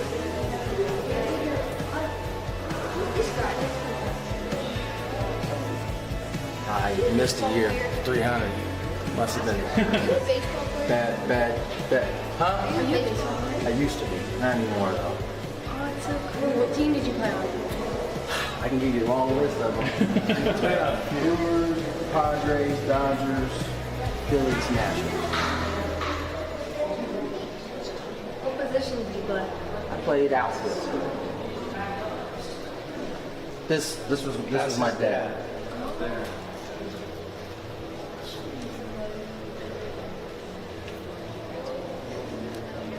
Oh, there's Dick Williams, Goose. I think he'd be pretty happy with his company over there. So. What are you thinking of seeing it for the first time? I'm thinking I'm hot. I'm quite warm right now, but it's cool. I mean, it's what I thought it was going to be. I mean, who not too many people can say they have a dad that's enshrined in this place. So I think this is awesome. What are we doing, guys? I'm going to see the museum for the first time ever. It's going to be sweet. See my dad's plaque. See where Trevor's plaque is going to be. It's going to be pretty dope. Chris, I'm going to go to the Hall of Fame for the second time because I went earlier today, but I'm going in to see Tony go into the Hall of Fame. So. I try to lighten things up a little bit. Gwynn and Chris, it is the happy hour after all. 5:35 is the time. Wrapping things up ahead of Sam Levitt's pregame show. And Padre baseball tonight. Padres without Jackson Merrill this evening, taking on the Oakland Athletics in Sacramento. And I know they're not the Oakland Athletics, but close enough in my mind. At least Tony's not here. Right. Tony actually can get in trouble. I don't know why anybody can get in trouble. Because there's I can tell you why. Speaking it on purpose. I can tell you why. They were named with the Oakland Athletics for 40 years. I can tell you why, Chris. Major League Baseball wants you to forget all about Oakland. Sorry, I can't help it. They were the Oakland for 40 years, and people still say San Diego Chargers now and again. Speaking of those Chargers, they got a new backup quarterback. Did you see this, Scrape? Trey Lance, yes. Your guy, Trey Lance. How many times can a guy get a chance? Number 3 pick by the 49ers, one of the best draft choices in San Francisco sports history. We were live on the air when he was selected, and I screamed bloody murder about how stupid it was. Yeah, you were right on that one. All right, let's check traffic, then do sports court, people. From the 855 Get Ross Traffic Center, protecting San Diego after accidents or injury, here's Kelly Danick. Traffic is sponsored by Hamul Casino. Got a collision on westbound 8 right before the 805. It's over the right shoulder. One vehicle is facing the wrong way. Also next at the clearing stage on Tap on 5 at the East 54 connector ramp. And collision on the coastline, westbound 5 right before Mission Avenue. That's over to the right shoulder. Hey players, things are about to get real here in San Diego at the all-new Hamul Casino Resort, where you can play your heart out and enjoy all the perks that come with it. Opening this summer, Hamul Casino Resort, the player's place. Learn more at hamulcasino.com. I'm Kelly Danick with Gwynn and Chris, San Diego's #1 sports station, 97.3 The Fan. Do you have a sports issue, San Diego? Do you need a third party to make a decision? The guys have put on their robes and picked up their gavels. All rise. Here comes the judge. Gwynn and Chris Sports Court starts now on 97.3 The Fan. All right. We have a little bit of extra time here today with the 7:05 start between the Padres and the A's. So I went and scoured the internet for our best sports courts, and I found some actual real-life examples out there. And then one of them at the end is a real-life Odyssey San Diego sports court that I was texted about over the weekend. And so I want to make sure that we get that in first. But that'll be the last one. Excuse me. Here we go. Yes. Covering for you while you... Thank you. I don't know what happened with my throat. Well, you're eating crackers again, obviously. Great job right there. Yeah, we'll see about that at the end. My son is an 8-year-old little leaguer, and he loves baseball, and I love watching him play. Except one thing. He tries to make every play look like some sort of web gem moment. Simple fly ball? Let's dive at it. Throw to the cutoff? No, let's try home from the outfield. I don't know whether or not to say anything or if I just let him enjoy what he's doing. Tony, do I say something? Do I let my son enjoy what he's doing? 8. 8? Yes. Go ahead, Tony. See, this is a product of kids not being able to play in the house anymore or play outside with anybody, right? Where you can like find some grass where you can dive around and kind of get these out your system. You know, I used to use the couch. I used to do all kinds of things in the house that I'm sure my mom didn't like, but for at least the times where she wasn't paying attention, I was able to get, 15, 20, 25 minutes of indoor play, right?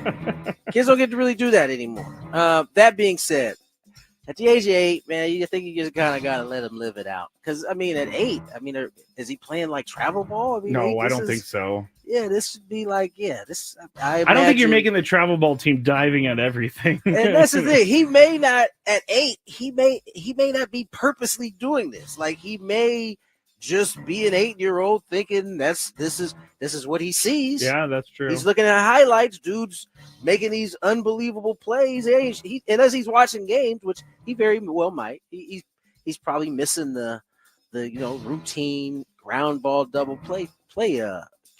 So I don't know. I think you just gotta let your 8-year-old just do his thing. His coaches and his teammates will eventually tell him, hey, buddy, we're gonna need you to stop Willie diving. Chris, right? 8-year-old, do you say anything, or do you just let him be him? I would be ecstatic that my 8-year-old can put his uniform on correctly. What are these you parents have low bars doing for an 8-year-old? I don't. What are these parents doing? He's 8 years old. He already wants him to play the game like like a pro. Gold Glove winning outfielder, for heaven's sakes. Relax. I didn't take it this way. I'm taking it this way. Let him just play ball and have the time of his life. And he will eventually, guaranteed, try to go all, web gym moment on a routine fly ball, and he'll drop it. He's gonna miss it. Yeah. And then when he drops a couple, he'll realize, okay, maybe this isn't the way to go. Let him figure it out. Yeah, exactly. I have an idea, parent. Get out of the way. And I have that idea for most of you parents in most situations, by the way. Well, if my son ever dove and missed a bunch of fly balls, losers don't get in the car, son. Losers stay here at the ball field. First of all, if he's diving and dropping these, he will stop on his own. There is not a feeling worse than being embarrassed. Yes, there's nowhere to hide when you miss a fly ball that you should easily catch. So he'll figure it out. He's 8 years old. Oh my goodness, these people are crazy. Before I get a bunch of angry messages, I was joking about the whole parents are. I'm just trying to talk past it so that people don't notice you said something ridiculous again. Cannot wait to get to this last topic. There's a Twitter account out there I do love, and we've even had the guy on the show, the Pitching Ninja. He puts up videos of ridiculous pitches, but he has done something in the last couple of years I think might be running its course, at least in my mind. Back when Kodai Senga came over to the Mets, he had a pitch that was dubbed the Ghost Fork. Now when there are new pitchers in baseball with a nasty pitch, he gives them names. Twitter called him out over the weekend after posting a video of Roki Sasaki throwing a quote-unquote dragon fork. And no one is thinking it's racist or anything like that, because he does name pitches for other pitchers. It's not a Japanese thing at all. But Chris, do pitches fall? Yeah, he doesn't seem like that guy anyway. Do pitches fall under one name, or are they all different and deserve new names? Can Roki Sasaki, when he throws his fork, do we call it the dragon fork? Do they call a curveball a sweeper now? Depends on what you're throwing. We have a 12-6 curve. We have a sweeper now. We have a sweeping curve. I know. Changeups used to be a palm ball. Things just kind of you can call whatever you want. It doesn't matter to me. This really surprises me. I thought Chris was going to be like, let's go back to the pitch names that they actually are. There's no such thing as a dragon fork. I like the dragon fork. Add a little spice to it. It's kind of it's just a splitter, right? Basically, it does seem like a restaurant name. Yeah, good for him. If it makes him feel better, throw it. I don't care what you throw. Get it over the plate and get somebody out. I gotta say, I'm way more concerned with that than I am the name of the pitch. The dragon fork is pretty nasty. But I do. The part that's gotten me is when they list the pitches on the side at the end of a 10-pitch at bat. I don't see a lot of pitches that I recognize. Everything's two-seamer. Everything's sweeper. Everything's maybe changeup is an old name that used to be there. Fastballs are no longer fastballs. It's got to be a cut It's got to be a 2-seamer. It's got to be a 4-seamer. I don't know. Fastball's okay with me. I don't need all that, all that other information. But, whatever. This is a world where we have the technology, so let's use it. All right, Tony, do pitches fall under one name, or are they all different and deserve new names? Listen, I look at this as what is this doing in the courtroom anyway? This seems like a mild topic for the courtroom. You should have thrown this out. I look at this from a hitter standpoint, and let's say who had the forkball? Dragon fork. So let's go with Suzuki's forkball, right? Or his fork. At the end of the day, yes, his forkball may do something a little different than the normal forkball. But if I'm facing him, I'm still breaking it down as a forkball. It's not like he throws that one and then a regular one. He throws a forkball. And so his forkball happens to, do X, Y, and Z. And so, I think that's where it is. Like, okay, I would have seen that on film. It's not like he just started throwing it yesterday or last start. He's been throwing. That's been part of his thing. So his forkball does this. Now the idea as a hitter is I want to see what it looks like in person, right? So you get a look at it. At the end of the day, it's forkball, dragon fork, forkball. However you want to sky fork, whatever you want to, ghost fork, God fork. I mean, whatever you want to call it. You know what I'm saying? Like it's ultimately a forkball when you are in the box playing. I wish there was I do think the names are probably cool for the folks who enjoy the game to see that. But at the end of the day, these pitches they're going to do what they do, and the hitter has to figure out a way to deal with it. Vin Scully, who's the greatest broadcaster of all time. Basically, when a pitch came in that wasn't a fastball, he'd usually just go with breaking ball. That's all I needed. I don't really need to know if it swept or if it slid or if it curved. It was a breaking ball. How can I picture it in my mind, though? Because it's not like, what if it was a changeup and not? So I'm thinking the batter is getting a curveball, but he actually got a changeup. Vin Scully. Changeup's different from a breaking ball. Changeup's straight. Breaking ball basically covers all spin. All spin. So I do your know sweeper, your 12-6, your slider, curveball, your knuckle curve, your slide. Breaking ball covers it all. It was plenty of information for me. There was a couple of pitchers that threw a fork ball back in the day, and Vin would give you that. And I thought it was kind of funny. All right. Didn't know that Chris was going to be opposite on everything that I brought up today. It's the Bizarro Chris today. This is Bizarro. Just wait till we get to the end. Over the weekend, there was something that happened at PNC Park in Pittsburgh, and no, it was not Paul Skeens throwing like 2 perfect games or something, which, he could do. It was something the Pirates removed from the right field wall. There was a Roberto Clemente logo in right field, and fans noticed the logo was removed and replaced with an ad for Surfside alcoholic drinks. Now, I've placed this on our stream, so if you would like to see on YouTube, you can see the before and the after. The before is on the left, the after is on the right. Before you have like a diamond with Clemente and 21 in there. And then on the right, you got it covered up with some sort of alcoholic can over there. So fans were very, very upset about this. And Roberto Clemente Jr. was upset about this. He put out some stuff on Twitter about how he didn't understand this. But fans just don't get why you need to put an ad over the logo and not find some way to make it fit. Pirates president Travis Williams said yesterday he takes responsibility for the sign's removal, and it will be re-added to the right field wall. He said, quote, "When we added the advertisement to the pad, it was an oversight not to keep the number 21 logo. This is ultimately on me, not anyone else in the organization. It was an honest mistake," Williams said in an additional statement. "We will be adding that number 21 logo back." So, with all of that said, guys, Tony's up first. Is this as big of a deal as we are making it, or as Pirates fans are making it? Yeah, I mean, listen, that organization has done very little, have given that fan base very little to be maybe proud attach themselves to or to be proud of than Roberto Clemente. And they didn't do that. He did that. You know what I'm saying? And so if I was a Pirate fan, I would feel a way about the one thing that has brought us so much joy, even as long as it's been. And all of a sudden you take it away for some advertisement that we aren't then seeing somehow benefit what our team looks like year in and year out. Simple mistake. Yeah, I'm gonna have a problem with it. And it sounds like, I don't know if it shouldn't say it sounds like. It seems like Pittsburgh, the Pirates, realized their mistake pretty quickly, because this was circulating yesterday mid-game, and by end-game, they had already changed direction and said they were going to have it put back up on the wall. So I think they might have realized that this thing was about to take off.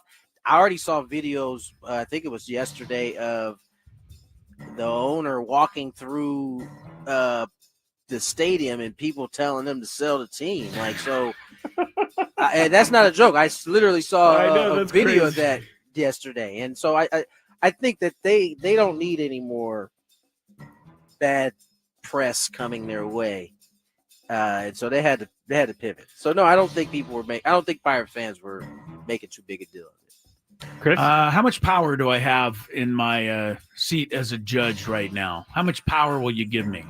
About as much as it takes to say it. Will you give me enough to suspend the president of the Pirates for at least about a month for being so stupid as to remove the one thing that Pirate fans can feel good about?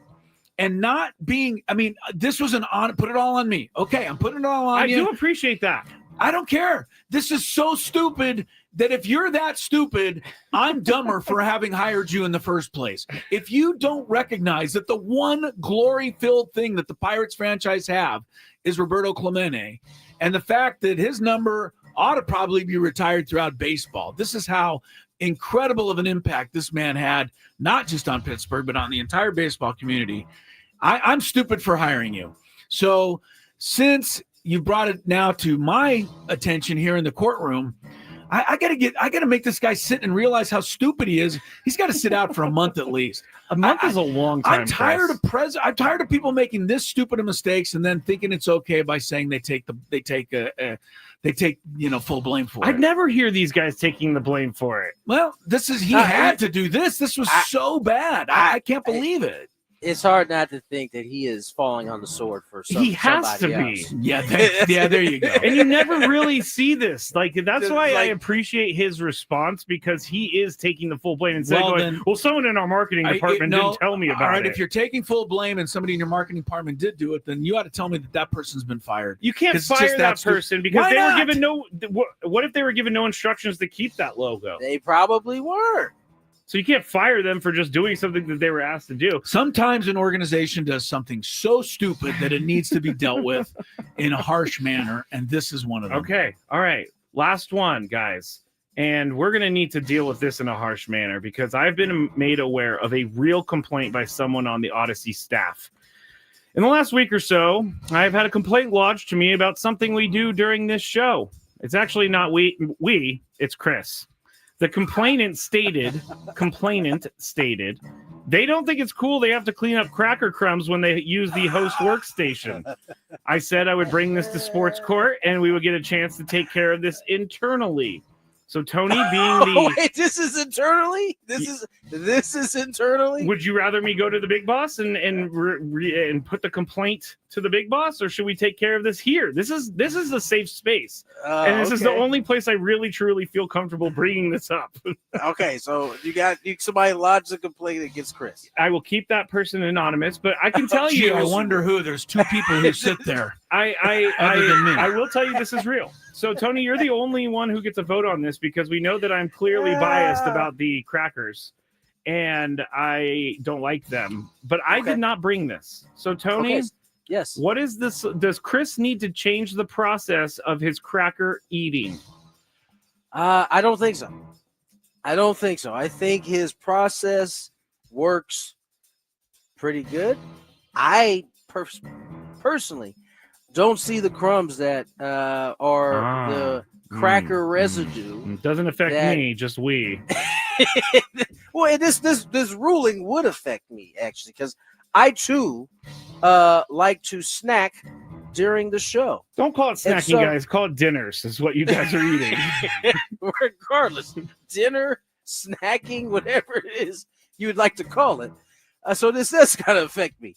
And being that I get to sit on this this seat that I have as a judge, I think I would say that Chris's cracker problem isn't as much of a cracker problem. Okay, this is not coming from me. I will give the defendant a chance to talk about this complaint lodged Well, against him. we have as I think Chris as the defendant in this has a right to see his accuser. So, at this point, I think it's if we're going to hear from said accuser. I think the accuser is going to be walking in here in about 10 minutes or so. Perfect. Chris? I don't know. I'll do a better job of cleaning up. I don't have any other. I feel like he's say. actually mad. No, I'm not. I will say this. I mean, if my accuser is somebody who doesn't use that seat, which it sounds like it is, then there's not a lot I can say. I'll clean up better. If it's somebody that uses that seat, then I would say don't throw, stones if you live in a glass house. My point being, if you're going to be upset that I left your workstation a little bit messy one time or two times, don't ever let me come in there and have your workstation be messy. Yeah. That's all I'm saying. And I can tell you this person's workstation probably isn't messy. Okay, well, then it better stay that way. We've had issues in our studio of the studio, I'm not calling out any one person, not being as clean as we would like in certain different areas. Tony knows what I'm talking about. We just put up with it and move on. So if people want to complain, just be careful that you don't ever make a mistake yourself. But I personally will do better at cleaning it up. How about, this is what happens when you're messy like this, Screaming. I don't mean messy in a literal way. I mean in a figurative way. Yeah, it's a messy conversation. And you're bringing it up on air where everybody who uses that studio can hear my response. And you're not telling me who's lodging the claim. I don't know who to address. I already told you they're walking in here in about 7 minutes at this point. Okay. I thought this was going to go way different. I thought this was actually going to go in a direction where we could have a constructive conversation about it. I don't know how you thought I don't this think was well, going to go. okay, so apparently you're telling me that the people who do sit there aren't complaining. So what does the other person have a problem with?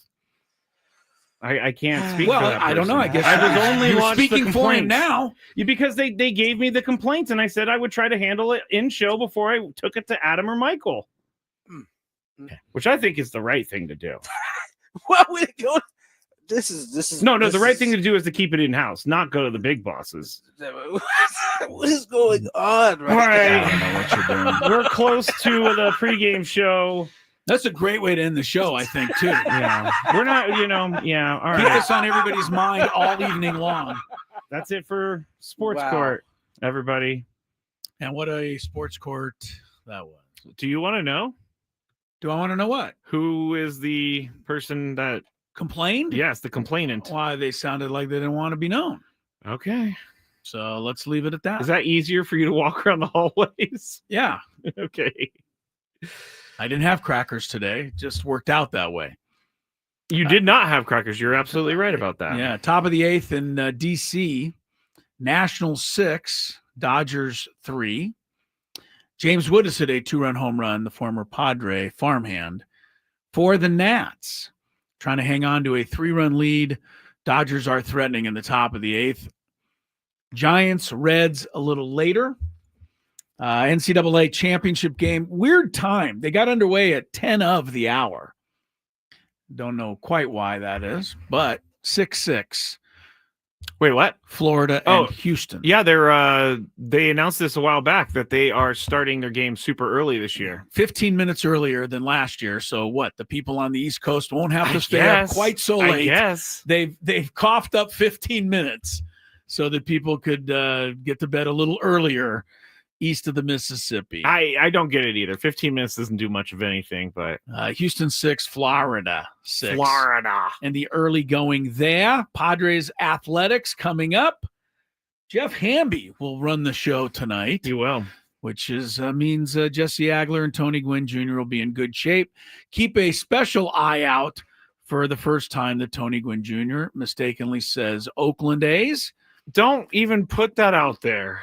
Well, we already told him that he's going to do it, so you know it'll happen. He's like actually nervous about it. Oh, that's why I'm bringing it up. You know he's very nervous about making that error.